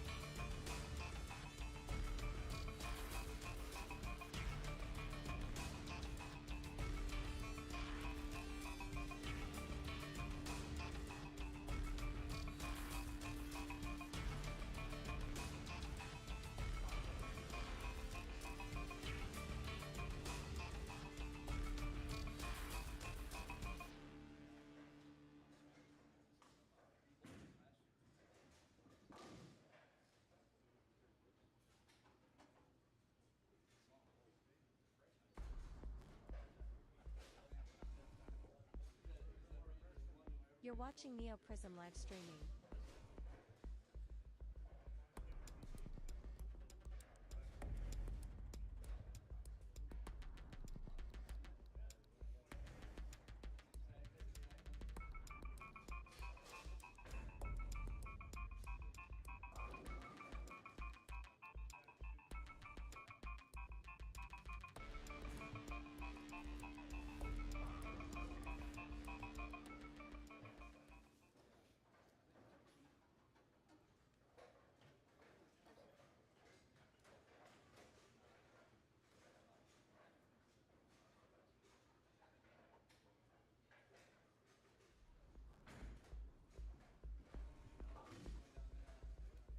You're watching Neo Prism live streaming.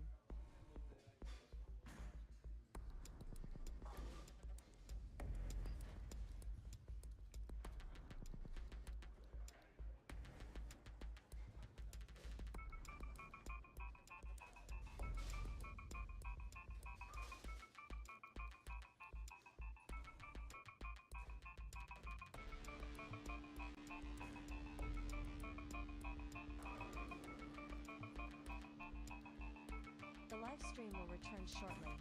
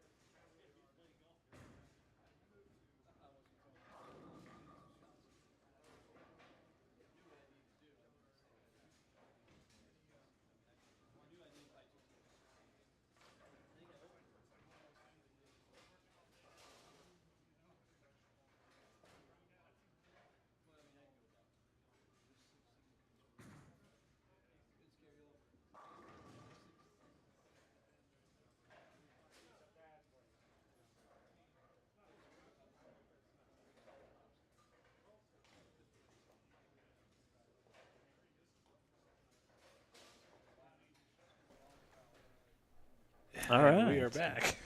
back. Welcome. We had no hand signals or no nothing. It's just, you're back.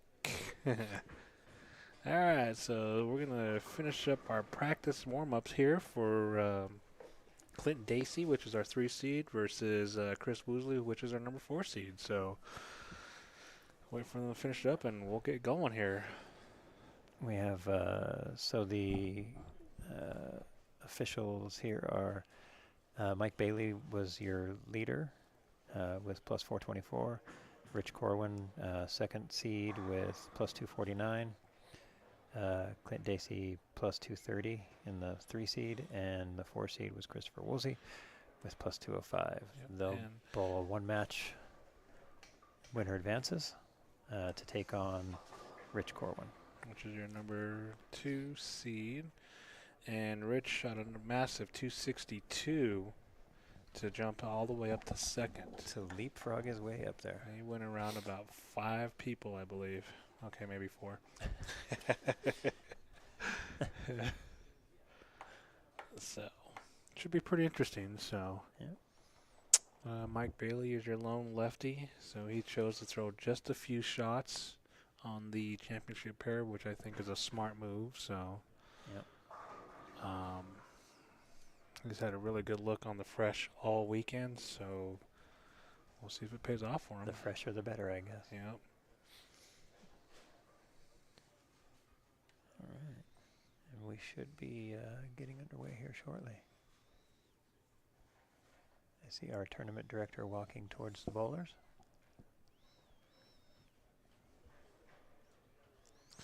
And we come to you from Loveland, Colorado at the wonderful Sweetheart 10-pin bowling lanes.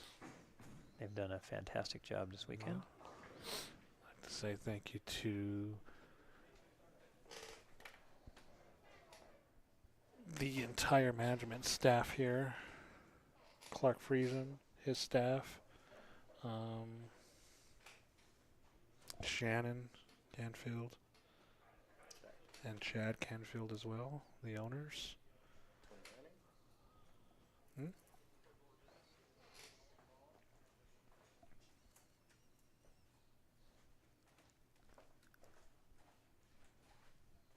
And here we go.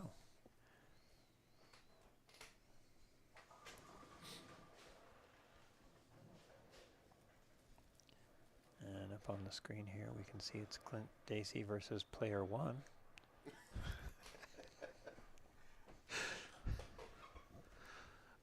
What's wrong?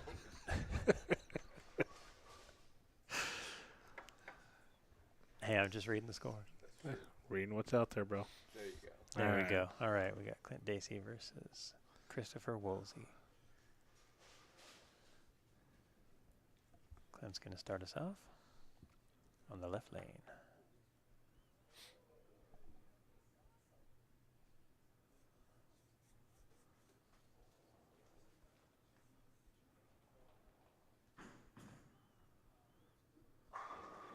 That's the best kind of start, is a strike. Yep.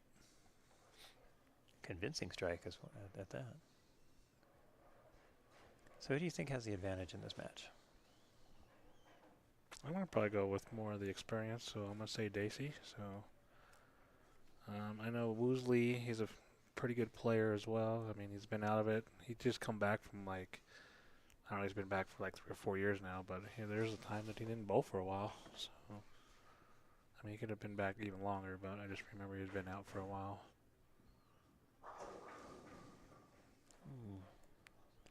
Kind of rattles So, him but down. you He's a know seven what? pin. But you never want to take out the underdog either, so Yeah, it that's could go true. either way. It's true. I just think whichever player can stay on top of what's happening, make good choices. Yep. Don't get too excited. Learn to control the good emotions a little bit, and especially the bad ones. Mhm. So looking at the leaderboard here, is it an advantage or disadvantage for Mike Bailey to be this lone lefty and only having to bowl one match? I'm gonna say it's a good advantage. So Think so? yeah. From the start of the day, anything on fresh, as we talked about, he's been bowling pretty good. So. Like I was saying earlier, they gave him 8 minutes to practice. He threw 4 shots. That was it. So it kind of makes sense on why would he want to track up and push oil or take oil away from that side of the lane, So he does have the opportunity to warm up on 11 and 12 or stay warm, let's put it that way. So I tend to think a little bit differently. Yeah. He's gonna sit over there and watch these guys bowl. And the winner of the next match, I think, has a chance to effectively know where to play already. Yeah. Because if you win that match, so I think there's a little bit of a disadvantage to being the top seed. That being said, Yeah, but I mean, probably same 50-50 chance. yeah, it's still 50-50, but I think he's got a little bit better chance. So, just because there's nobody on that side, so. Yeah. So if we go to the old adage, taking left and right out, would you rather be the number 1 or number 2 seed? I'd rather be the number 2. Yeah, same here, or lower. Yeah. And I only say that because out of all the tournaments I've ever bowled, and the ones that I've won, I've never won from the number 1 spot. Never. I've won from every other spot, but not from the number 1. So I've been in the number one position before and just managed to bowl my way out of it. So, I definitely like to be reaching for something instead I of hear trying ya. to hold everybody off. Yeah. Oh, there's a Oh, nice little there's a shaker. yeah, mix them up. Yeah. So Woosley starts out with 9 spare, 7 spare. So Woosley goes up there and throws a quick double at him. Daisy, you mean? What'd I say? Get it right. You said Woolsey. Oh. Okay. Could have swear I said Woosley took 7 or 9 spare, 7 And spare. you said threw a quick double at him. Oh. All right. Get it right. Relax. Gotcha. Looks like a good shot. Yeah, Nice. he's got an early look here. Yeah, looks good. And Woosley. Daisy is throwing the new XL from Rotogrip. That got released Friday, by the way. I'm trying to see what Woosley's throwing. It's shiny. Let me see. It's shiny. It's round. It's got holes in it. Is that an ion? It's hard to tell. What's the XL? What's its It's is it sim, asim, asymmetrical. solid, It's from solid the hybrid? I believe that one's a solid. It's from the cell line from back in the day. Gotcha. So looks like an over adjustment 'cause I believe he went flush on that lane and then high on the next. So it's a pretty tricky spare here. 3, 6, 9, 10. This is a tricky spare for not being a split. Looks good. And he covers it like a blanket. That's my favorite spare. My That's- favorite leave. That's my least favorite. I'd rather leave the 310. Anything combination of that stuff on the right side over there. That with that helper in the back there, the sleeper, it's too easy to chop. Yep.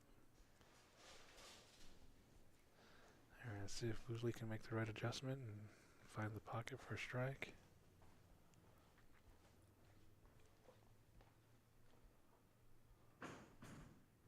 Looks a little wide. Yep. Ooh.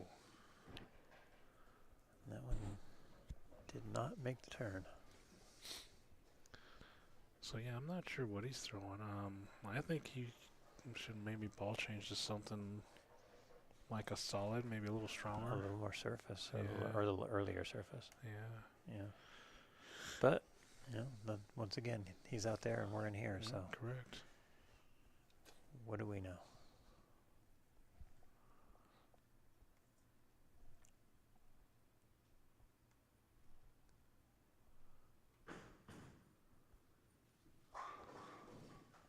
All right, covers it. Usually you try to hit all 3 pins with the ball coming down the usually, other side. That yeah. I'm not sure if he threw it like that at it as a strike shot read, Yeah. Maybe. or I might just be overthinking it. Maybe. That looks pretty good. Nice. Daisy's out to a pretty good early lead here.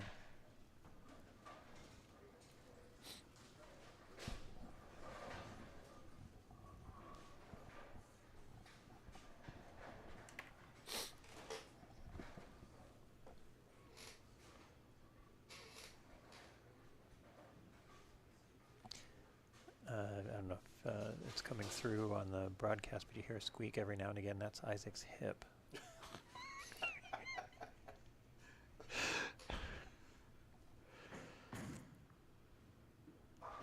I would bet Look to at say, that. yeah, he's got a little bit of room down He lane. does have a little bit of room down lane. He's got about 2.5, 3 boards down lane, so Yeah. that could be very dangerous. Yes, it could. He's starting out exactly like he wanted to, I'm sure. Okay, so Woosley's throwing an IQ tour. That's what he's throwing. Huh.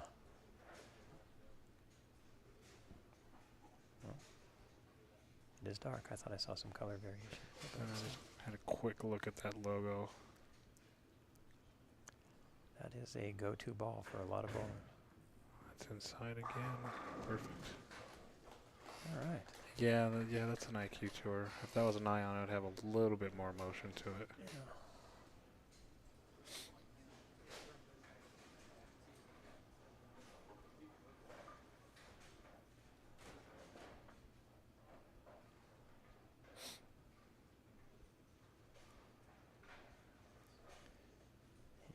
He needs to repeat that shot. Yep, start keep- applying pressure. He needs to keep himself in this match.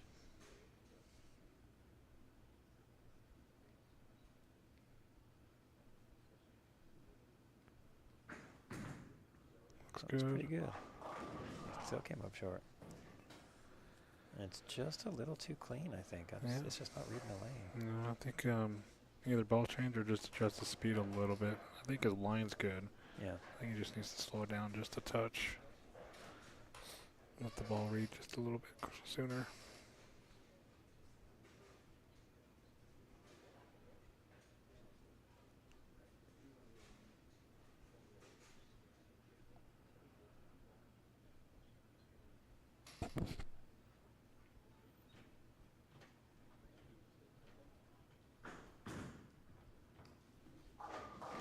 Nice. Covers it up. He needs to figure something out. Yeah, he's going to need a little help here, I Yeah, think. definitely needs some help, and because time is not on his side right now.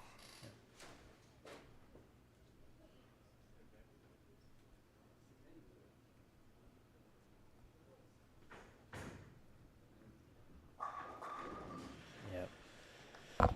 Yes, sir. Dacey is locked in right now. Like you said, he has a slightly larger window down lane to play with. And as a bowler, that's what you would like to have down lane. Yes. You always want to have a little bit of fudge. Yep, just a little error room, as we used to call it. Yep. Because once you have that, your arm swing tends to free up so much better. Yep. Your timing becomes more crisper, and next thing you know, you're just stroking the ball. Yep. Just like that. Boom. Nice shot. And speaking of fudge, shout out to Charles Fudge. Chuck Charles. I don't know if he's watching this today, but if you are, how you doing, buddy? So recovered perfection.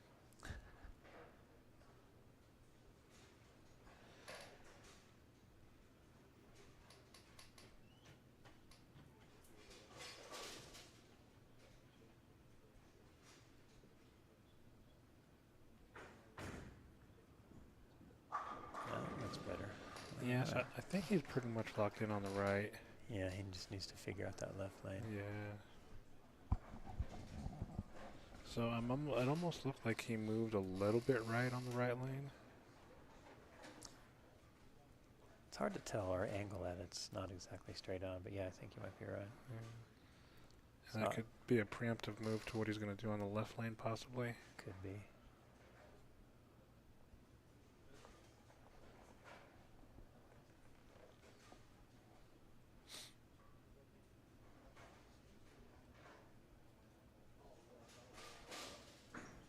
Yep, he was a little bit farther right with his feet. Yep. on that ball. There, yep. So maybe that Rolled was his through. key right there. Yep. All right, so he's I don't think he can miss again. Nope, he's in got to order to win go. this match. He's got to go off the sheet and hope for some help. Let's see. On the other side of that, I think Dacey is looking to throw 2 more strikes here and shut him out. Yeah.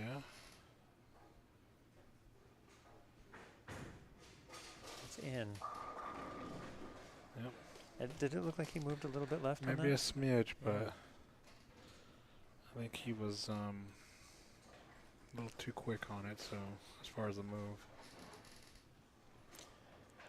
a pretty decent hit, though. So Yeah, if he gets this one, it's pretty much done deal. yeah, I think so. I mean, I don't even think. No, he doesn't even need this one because the best Woosley can do is 230. Yep. And Clint's already in 230s. There we go, front Yep. 9.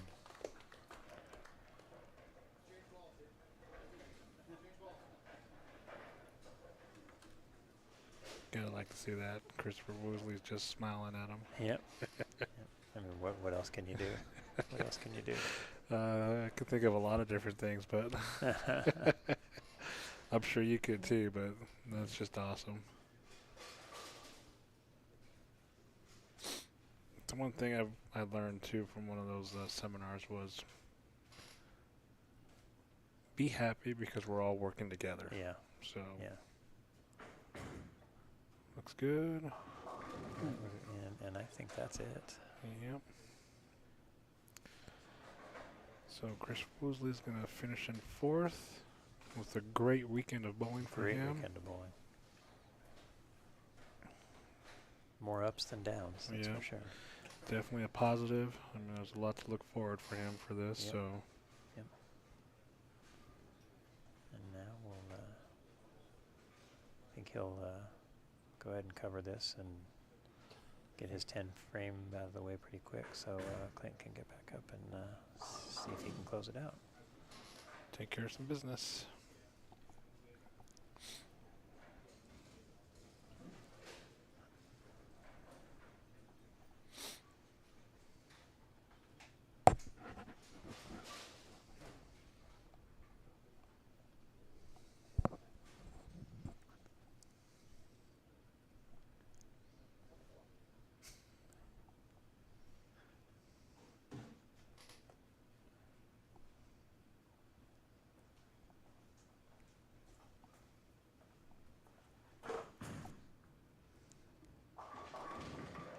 Oh, it's Oh. just not his end of the game. The old Big 4. Went 4-7-10, now big 4.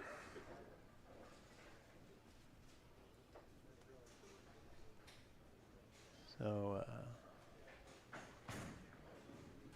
we'll have Ouch. Clint step up here and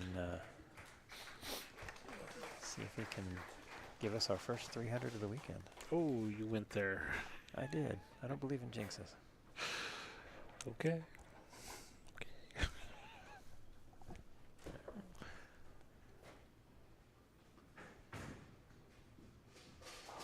He sailed it wide. Sailed it wide. And there it was. Oh yeah, I forgot to tell you, we don't mention that stuff no more. Every time me and Rob have mentioned it, it's never happened. Put too much stock in the jinx. Yeah, there you go. Should change the ball. Shit. To what? What a So great he's- game by he's gonna Clint. Close this out with a 279. That's Pretty impressive. pretty impressive. So, 278. Okay. so I think he's just getting through it. So, Yeah. all right. So Clint Dacey defeats Christopher Woosley. So Clint will move on to face Richard Corin. All right, Clint Dacey has advanced to take on our number 2 seed. We're going to get 8 shots of practice before we get that match underway.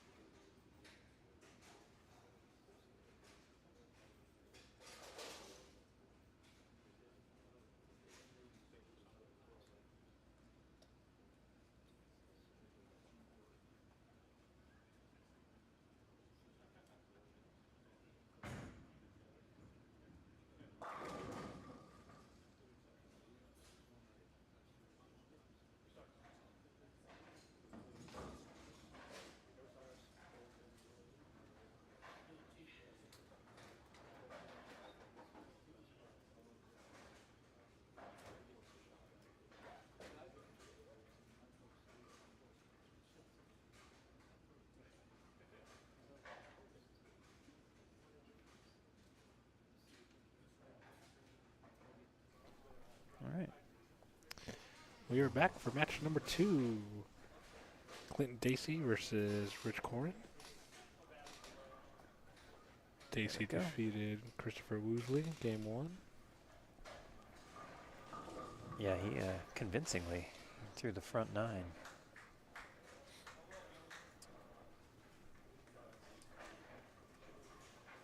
So we'll see what Corin brings to the plate. Corin had a decent look in practice. So we'll see if he can start out with a strike here and get things rolling. Let's see. If his look was like it was during qualifying, or I'm sorry, round of 8, that'd be pretty tough to beat. And Dacey had both those shots in the 10th that were a little bit, came up a little short, so I wonder if he's second guessing himself at all. Nice shot. That's a good ball right there. It could have just been one of those, let's just go. Yeah. You know, 'cause I've Could been be. there and done that, you know, so Yeah. let's move on. But in a way, what does that help you or hurt you because you lose focus? Exactly. Well, we'll see right here.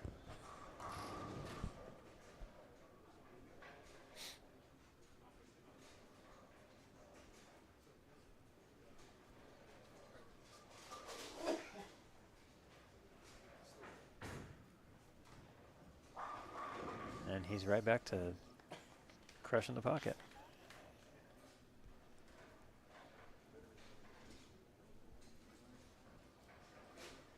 This could be a high-scoring shootout. These two guys get on a roll here. They're both capable of stringing strikes, as we've seen, as recently as last game.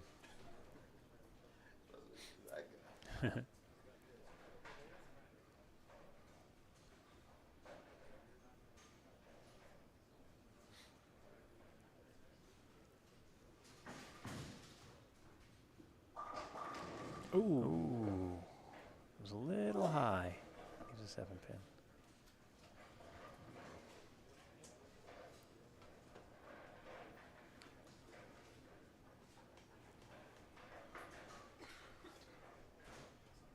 Did I see that right? We have the ball speeds on for the championship rounds. Yeah, watch me throw this ball.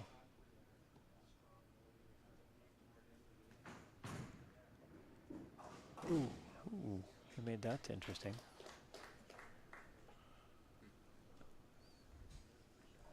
But it always says 14-2, so I don't know if that's... Very consistent. Well, it always says 14-2. I don't know if it's... That's what I'm saying. It's very consistent. Usually those plastic balls seem to read a little faster on the spare shots because they just go straight. They don't slow down.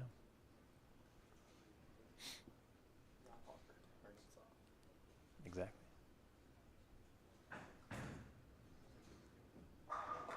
Yeah, he's just thrown it at that rangefinder down lane and Bumping off that spot that was Yeah. created there. he's got a really good look. If he hits that rangefinder as his break point, that ball seems to just pick up right there and go through the pocket.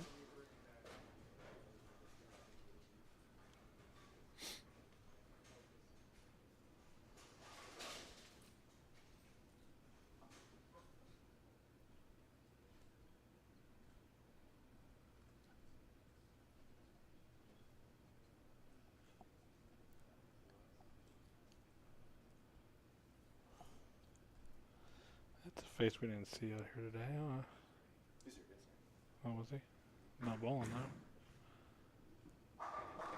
though. Oh, That pin got hit. it did. It just didn't go down. It wiggled. Not even sure what you call that one.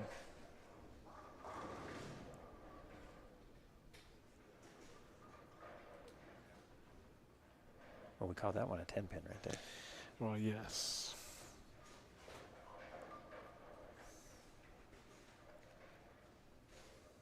Or the almost strike. But it is the most pins you can knock down in one ball. without getting a strike.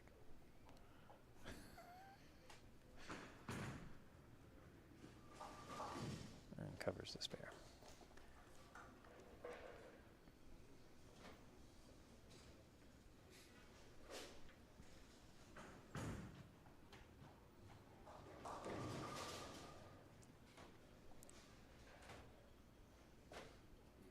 Just both half you lose. Mm-hmm.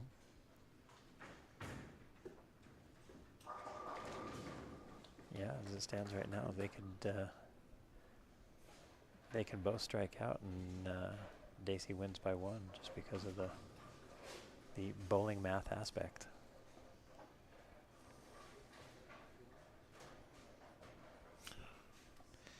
Yeah, it's a tough beat, huh?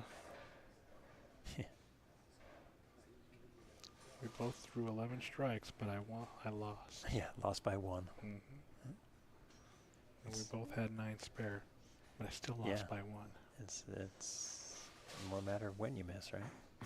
Yep. That's a little wide. Ooh. That's a lot wide.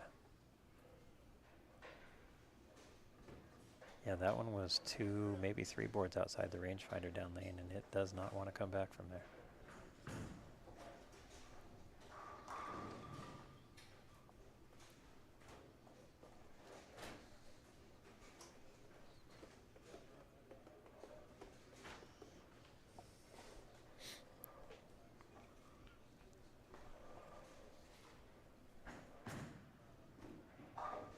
Ooh, he gave a good run at it. That hurts, but it's still early in the game, so he needs to get back on it. Every shot from this point is going to be crucial now. Yep.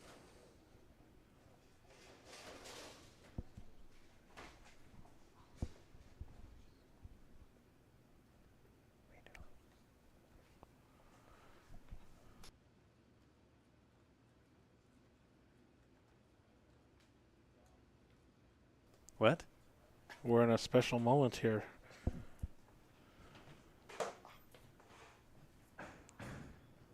It's inside. Yep, that was inside the rangefinder. Oh. He got lucky on that trip 4.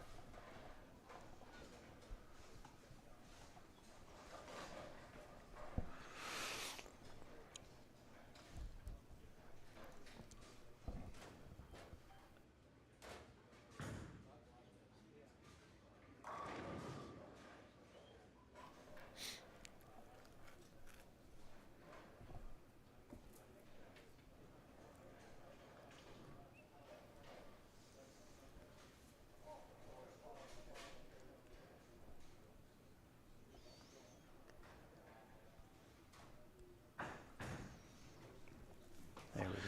All right, That's makes better. a spare. Yep.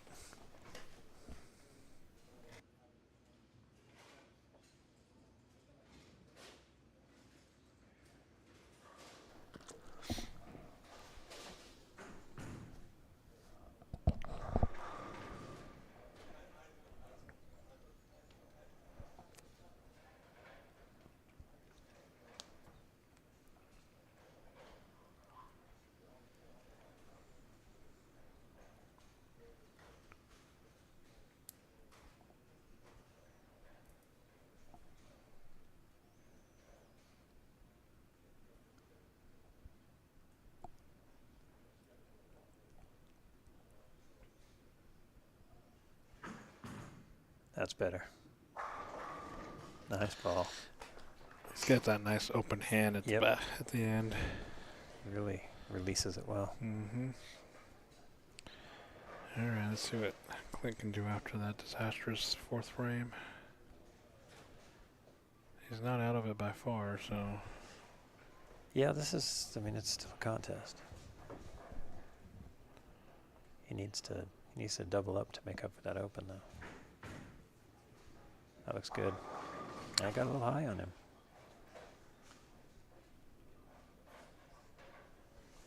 It's not the best time for your look to go away. No, or to be cautious. Yeah, that's for sure. Fortunately, it was only a 4-pin. Should be an easy cover and move on to finding the strike.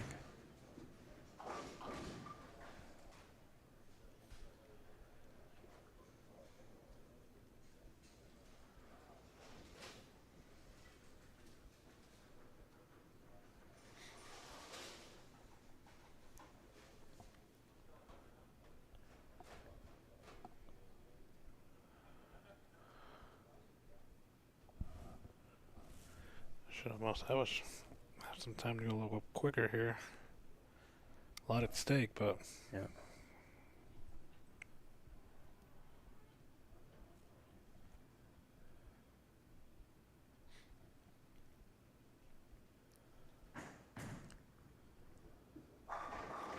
so he picks up his Oh. speed and And 7/10s. yep. That's disastrous right there. Yeah. So I would assume at this point you would want to make a ball change, lower your speed again. Try to get the ball to read through the pocket. Yep.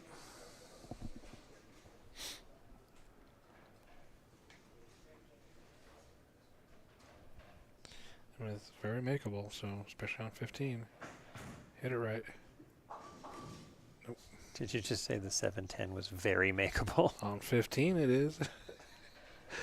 I say that because the 10 pins bounce out. And I say that because I made one. I think you could say it's makeable, Very but makeable. not very It's makeable. very makeable, trust me. 6 times out of 10, it's still not made. What do you want, a 99.9%? Or you want a full 100? 1 in every couple hundred times. Well, let's put it this way. When I left it was the only one I left, and I made it, so Oh, there you go. 100%. 100%. All right, let's see what Corn does here. That was inland a little bit. Ooh. Ooh, when he trips the 4-7. That was in a little bit, like the last one on that lane.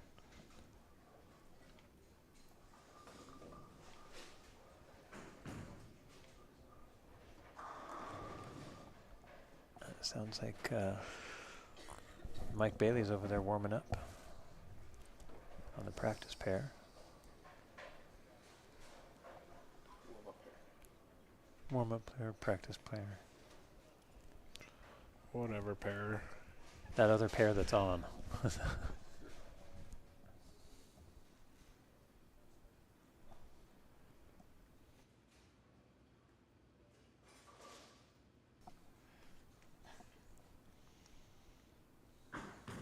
That looks really good. Yep. He put that right where he wanted it. 10 in the pit. 10 in the pit. All right, Clint's got to get something going. Yeah, I don't think he's got. I don't think missing again is an option. Nope. And he chose to stick with the same ball, so. There you go. It looks like he moved everything He left. moved everything left, like a Yep. parallel move, right? Yep. Board maybe. Yeah, it looks like it's about a board or two. No, it's just if that works on the left lane. That's the key.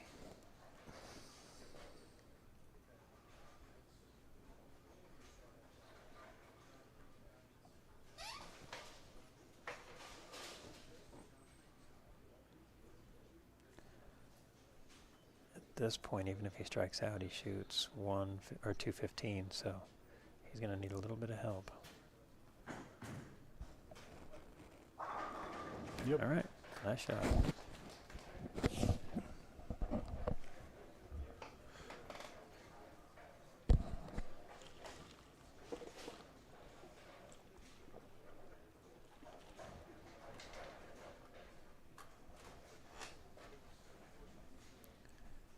And I think if Corwin can double here, that's pretty much it, right? Actually, even if he strikes here, it makes it pretty difficult, barring anything Well, disastrous. yeah. He just pretty much needs to fill frames. Yep. That's the barring anything disastrous part. Well, I understand that. You better start knocking on wood, cause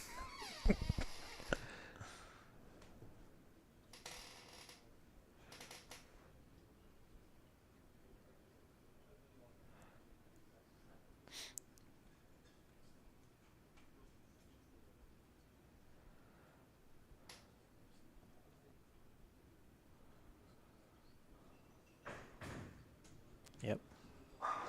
nice. He's,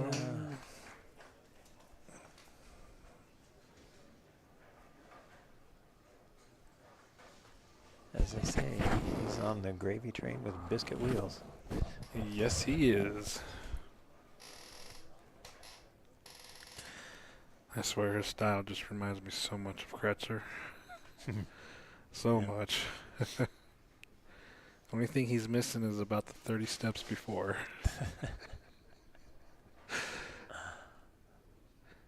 But I mean, that little practice swing, just the Yeah. way he gets going, body tilt, release, everything.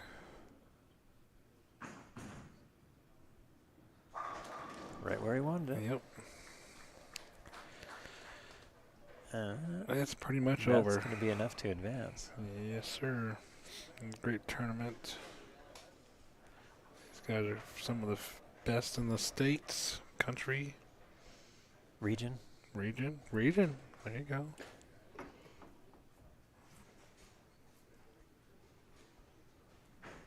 In the universe, for that matter. No, just the region's good. Oh, trip 4.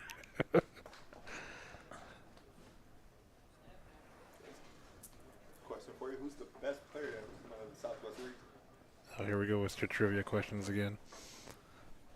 It's opinionated more than anything. Yeah, it's a very opinion because there's handfuls of guys. So, it's a trick question. It's a trick question. That's a loaded question.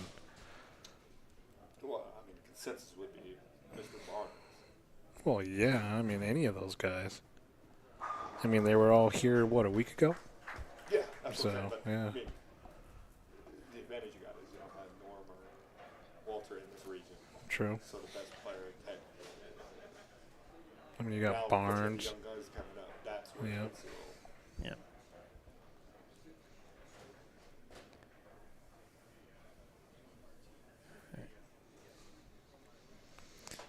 So, Dacey's going to complete his game, hopefully, with the last 6. Yeah, and he's going to, if he punches, he shoots 215. It's a pretty good showing. Yeah. I think that, it's over. Yep.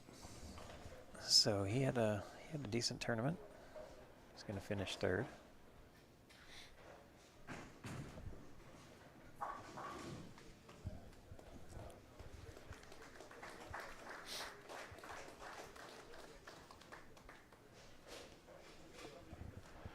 All All right, so right. Corn can punch for 268. yeah.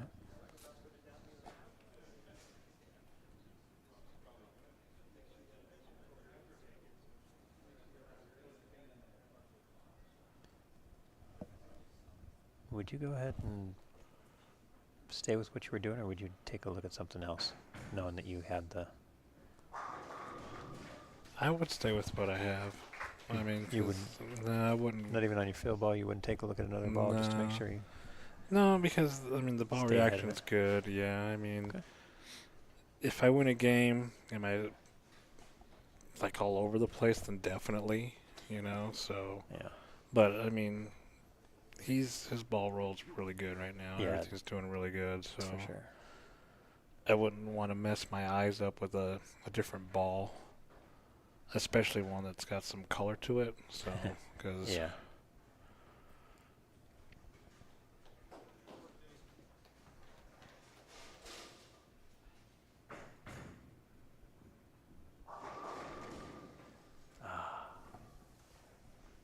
I mean, yeah, That even weak after 7. even after a shot like that, I'd be telling myself, you just got to make a better shot. Or Or did he throw that one a little wider just to see? I think so. So, Yeah. I mean, that would be the only other thing I would do too. Is just what more do I have? yeah. How much more room do I have that Yeah. way with this ball? Yep. So, And based on that, it's like, I've got it, just not ideal. It would have to be one of those intentional misses. yeah. All right. So that wraps up. That was a clean game for 247, 257. All right. And Rich Corin moves on to face your number 1 seed in Mike Bailey. Mike Bailey is the lone lefty today, so he's been on fire all day long. Yes, So he is. we will see what happens. So we will be right back after Mike Bailey gets his warm-up. We're going to give Isaac a second to go oil his hip.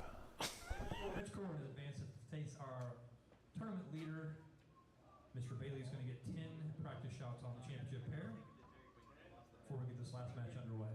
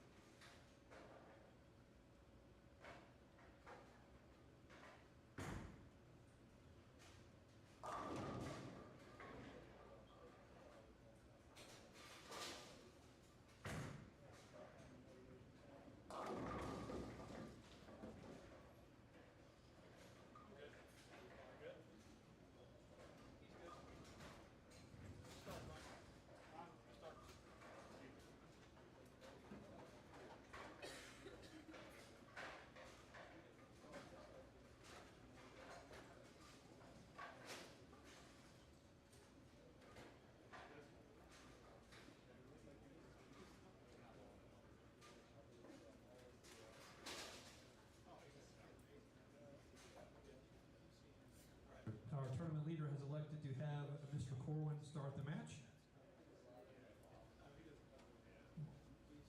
Get the screens adjusted and be ready to go for our final match.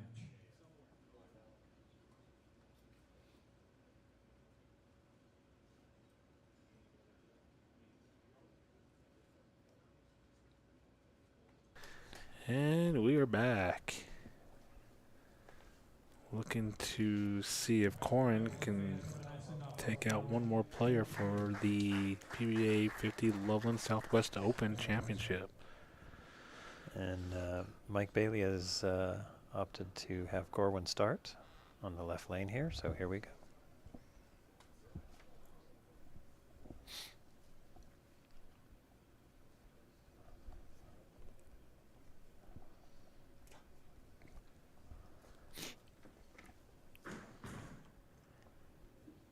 And, ooh.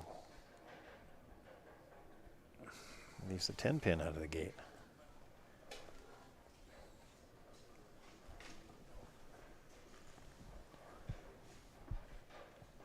So he had a really good look at the end of last game, so we'll see if that was just a phenomenon of sitting and waiting for a bit, or if Yeah, I think things so. are starting to change. No. I mean, he's the only one that far left, so. And suffice it to say, Bailey's not going to be getting in his way any. No. No. If they're stepping on each other's lines, they're playing the wrong line. All right. Here's our look at Mr. Bailey. He led the tournament today, or this weekend, with plus 424. He was head and shoulders above everybody else there at the end. Literally and figuratively, he is a tall man.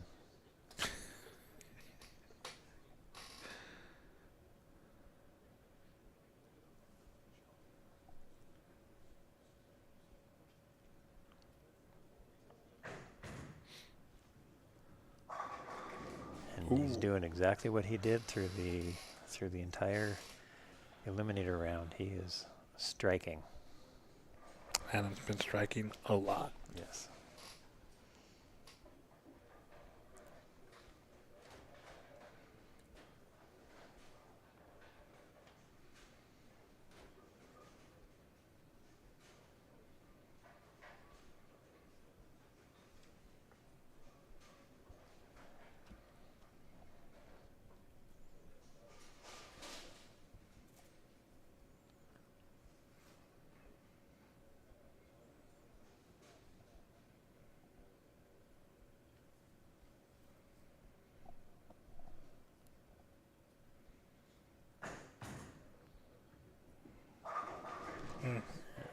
That looks good. He's picking up where he left off.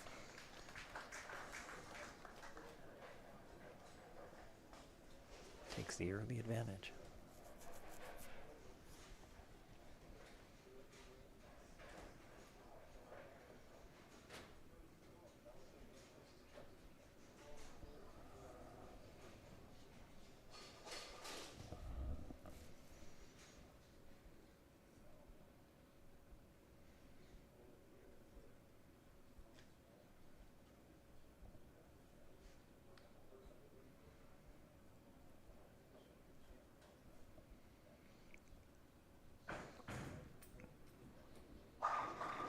That looked really good. Yes, sir.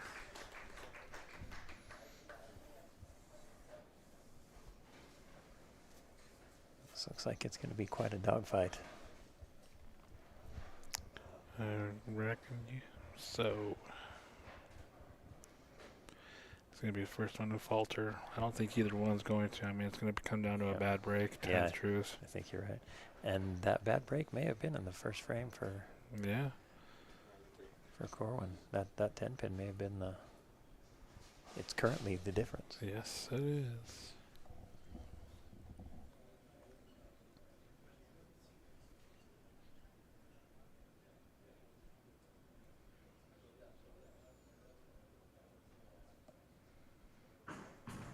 That's in. Ouch. That could have been a lot worse. I have a feeling we should just not say anything. Because you had the 300 jinx, and then I said this. I'm sorry, my bad. Come on now, you're smart. You're too smart to be superstitious. Or are you? Both. Get it? Yep. All got right. it. No harm, no foul. Both. I'm both. There's certain things I just, like, don't do it. Don't remember last time, don't do it.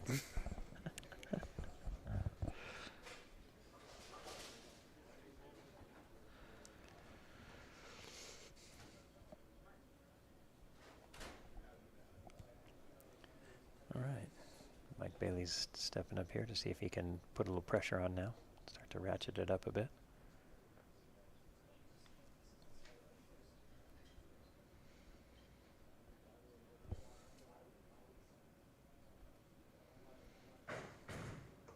Ooh, got that one out. Yep. Ouch. That's a tough break, but that's makeable. Yep, very makeable.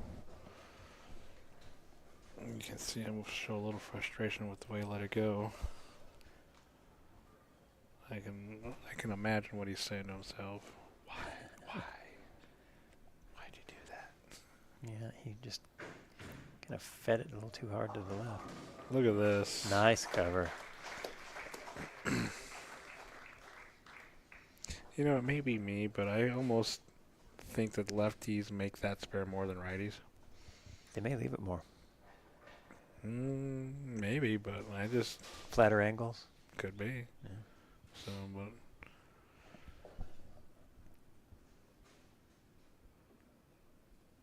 all right, let's see what he does here.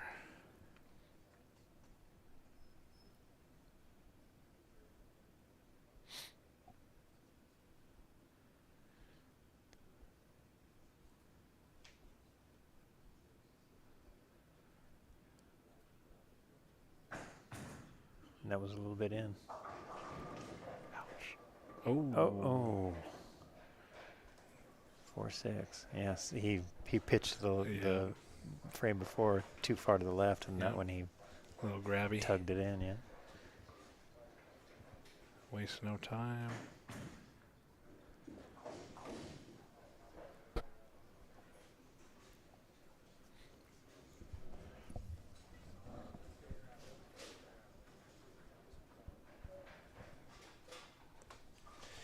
All right, let's see if Corn can take advantage of the two mishaps that Bailey had. Yeah, he can step up and double here and make this a whole new ball game. Mm-hmm.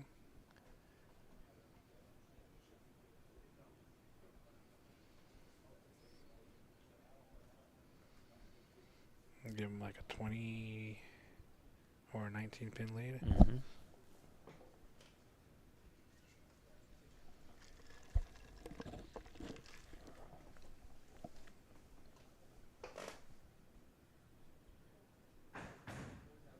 That's good.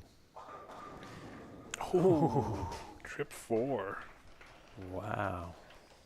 That was a little sharper on the back end than I thought it was going to be.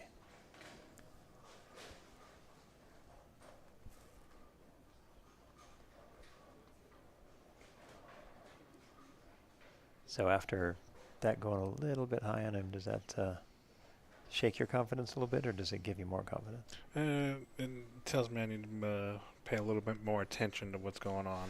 So just a little, whether it's paying attention to my speed, because I think the line's fine, Yeah. but I think it's going to be more of a speed thing. Maybe a launch angle thing. Yeah. The longer patterns seem to be a little more speed sensitive, Yep. in my opinion. Especially where he's playing. See, That was looks much pretty better, good. Yeah. Yep. Speed was much better. That was so good. And it started earlier, Yep. because that softer, just a pinch softer speed.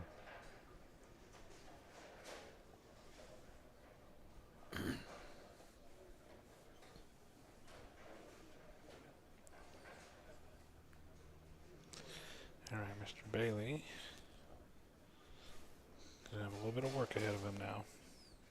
Yeah, he needs to. Calm Needs to- himself. Yep, he needs to Ref- get his head in the game and Yep. Refocus. get back to doing what he's been doing all weekend, is striking.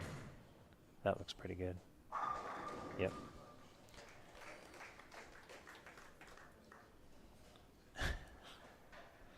And he's I think asking himself, he's still too why worried. didn't I do that twice before? Yep. Yeah, I think he's got to let that go. Although I did notice throughout the weekend, I think that's how he keeps himself in the game, is he's constantly just talking to himself, Yeah. making sure that he's, Yeah. I think he's self-coaching. Yep. There you go. Make better shots. Yep. Oh, but that hand movement was like, why? Yeah. I know with myself, when I'm doing that, it's more me mumbling curse words at myself. but- Yeah, same here a little bit there. You know, belittling myself. It usually works for me. I mean, I like to do a lot of that Self-rage. Yep. That looks pretty good as well. Nice. Yep. Cuts that 10 pin down. Mm.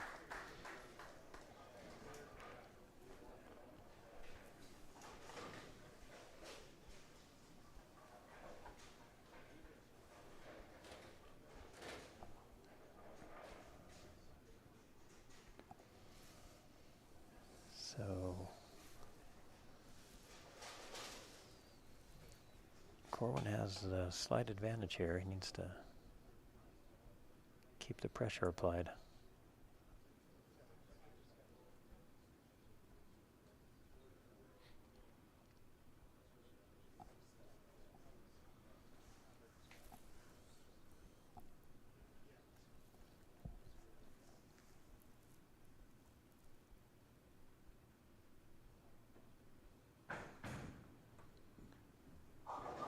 He got that one wide. Mm. That last shot on this lane got up a little bit, angled up a little bit, Yep. and it looked like he got it a little quicker, Yep. and it just pushed through. Yeah, so I would probably, after that, I would probably make a move. Probably just Yeah. a laterals. Or try to keep the ball a little more on line Yeah. with the same speed.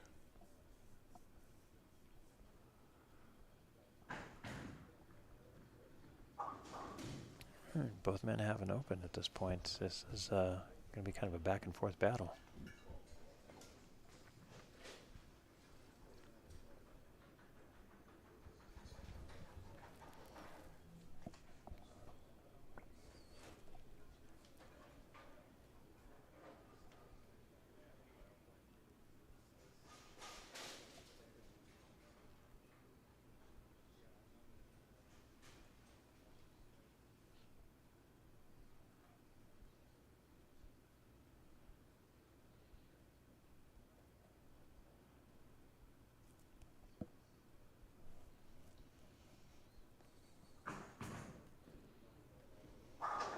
There you go.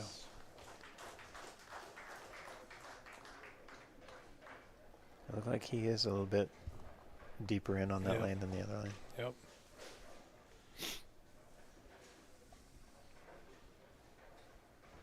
So I'm almost willing to bet that's why we wouldn't use to do on the right lane. Yeah, I think you're right.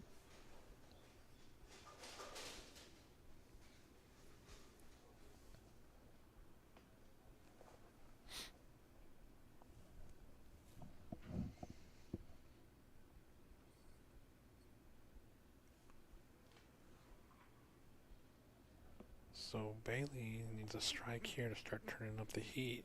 Mm-hmm. Get it You out. got it.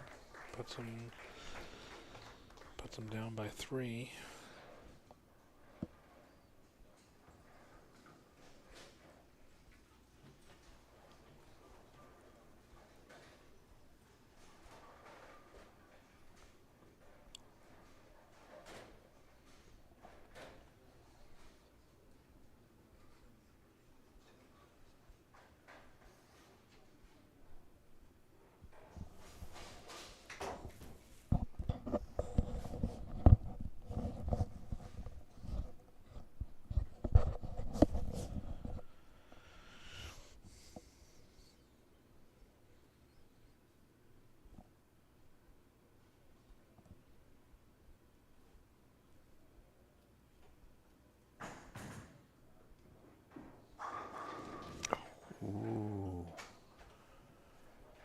7 pin moved a little.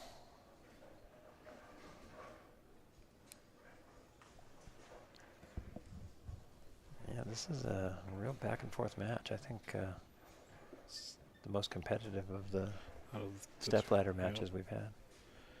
The 2 matches, yeah. No one's been able to run away with it.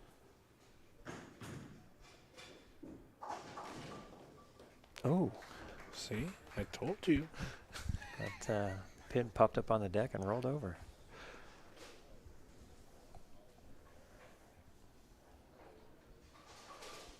That's how I did mine. 10 pin popped up and rolled And over rolled like over. that. Yeah, it was pretty cool. And I've never had one do that before, and it was quick. It was quick when it did Yeah. it too. I was like, oh, Were you surprised? yeah, I was. At how fast it was, because usually by the time you leave it and you throw at it, and you're just like, oh, I'm going to go ahead and turn around. And it was like, as I was turning around, I seen it. I'm like, oh, nice. Did you pretend like you had been planning to do that? No. Did you give it the old, I meant to do that? That's better. Yep, Nice. he made a little bump in, didn't Yep, just a smidge. But no, it actually kept me going and making the cut. So he? Oh, that's good.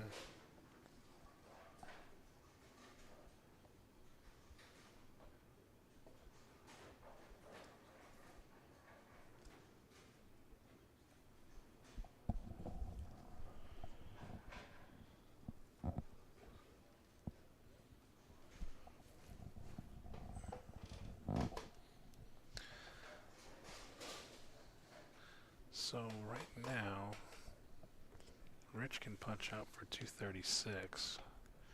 Mike Bailey can punch out for 233. So we've got a three pin match here.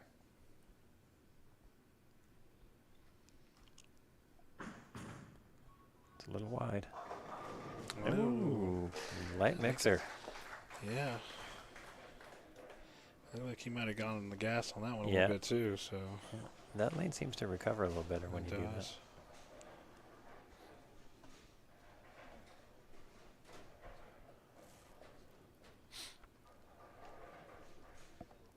All right.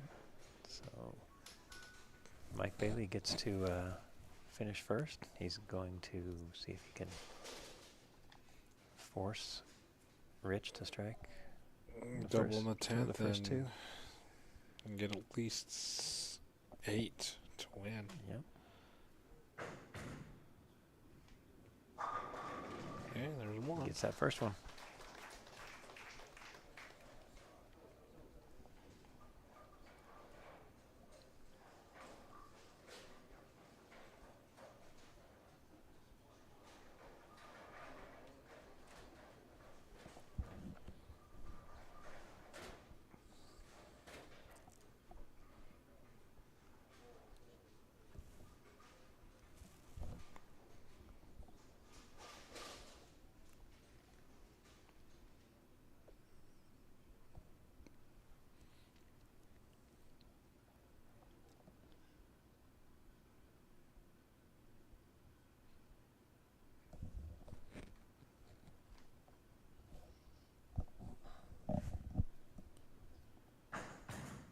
That looks pretty good. Nice. That's the first one in the 10th. He throws the next one. He forces Corwin to double, doesn't he? Yep. Needs this one.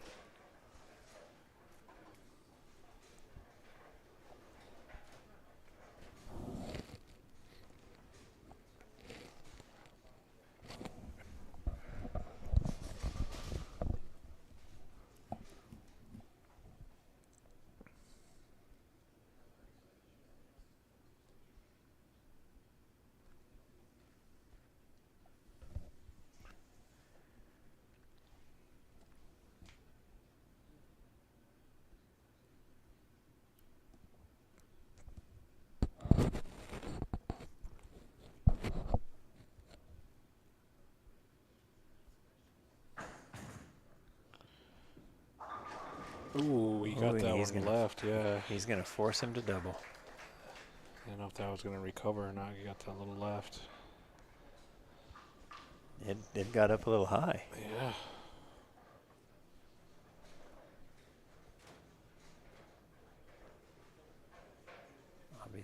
Obviously, he'd like a strike here, but he needs just max count. Yep. He's already forced the double.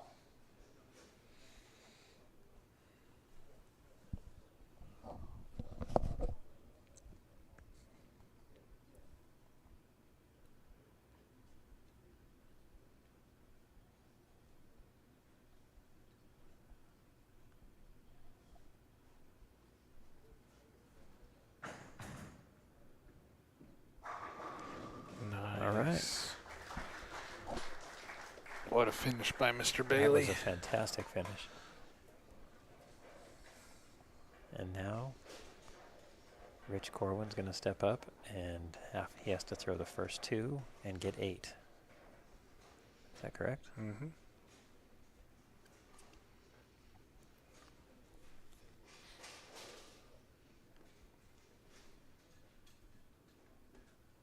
The secret to getting the first 2 It's to getting get the first one. That's right. Can't get 2 unless you get the first one. That's right. The old one shot at a time.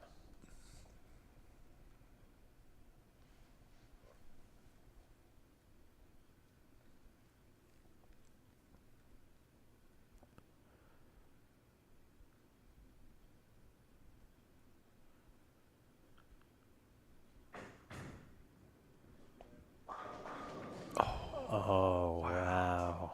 4-pin. And that does it.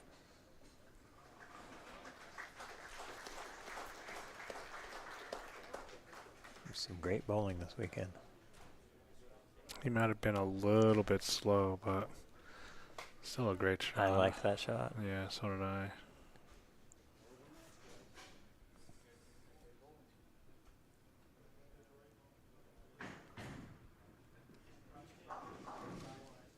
He gets the spare.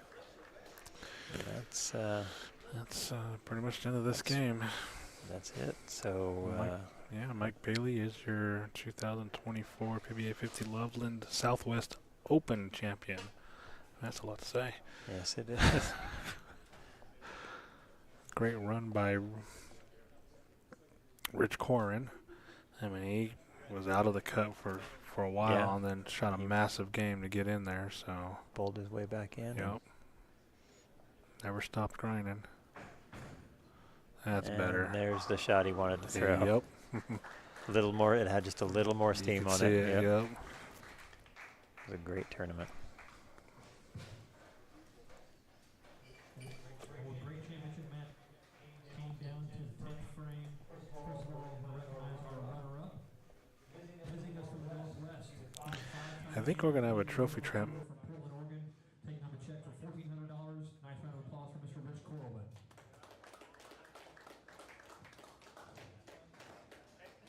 And now it's time to crown our champion. This gentleman is a former Southwest Region PBA50 Player of the Year. You saw him finish second at this year's UCPC Senior Masters. This makes his 11th title. From Allen, Texas, a check for $2,300 and the championship trophy for Mr. Mike Bailey. Oh, we're on. Okay. Here's our trophy presentation to our champion. Mr. Clark Risen, our Sweetheart Lanes general manager.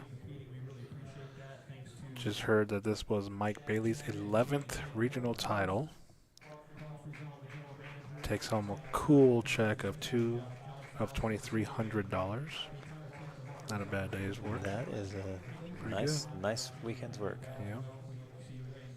We were told he finished second in the 2024 USPC Senior Masters, so very established player Yep. for being. And with as solid as that game is, he's going to win a few more. Yeah, I like that. I like his game. So, all right, ladies and gentlemen, we're coming up for the check presentation. So,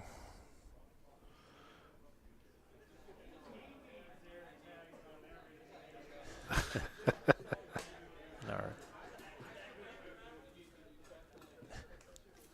I like that trophy. It's a pretty cool Yeah, trophy. that's pretty cool. All right. And I think that'll do it for our broadcast this weekend.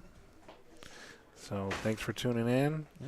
Hopefully we see you guys again on another regional tournament, possibly in August. So until then, have a good night and talk to you soon. Arrivederci.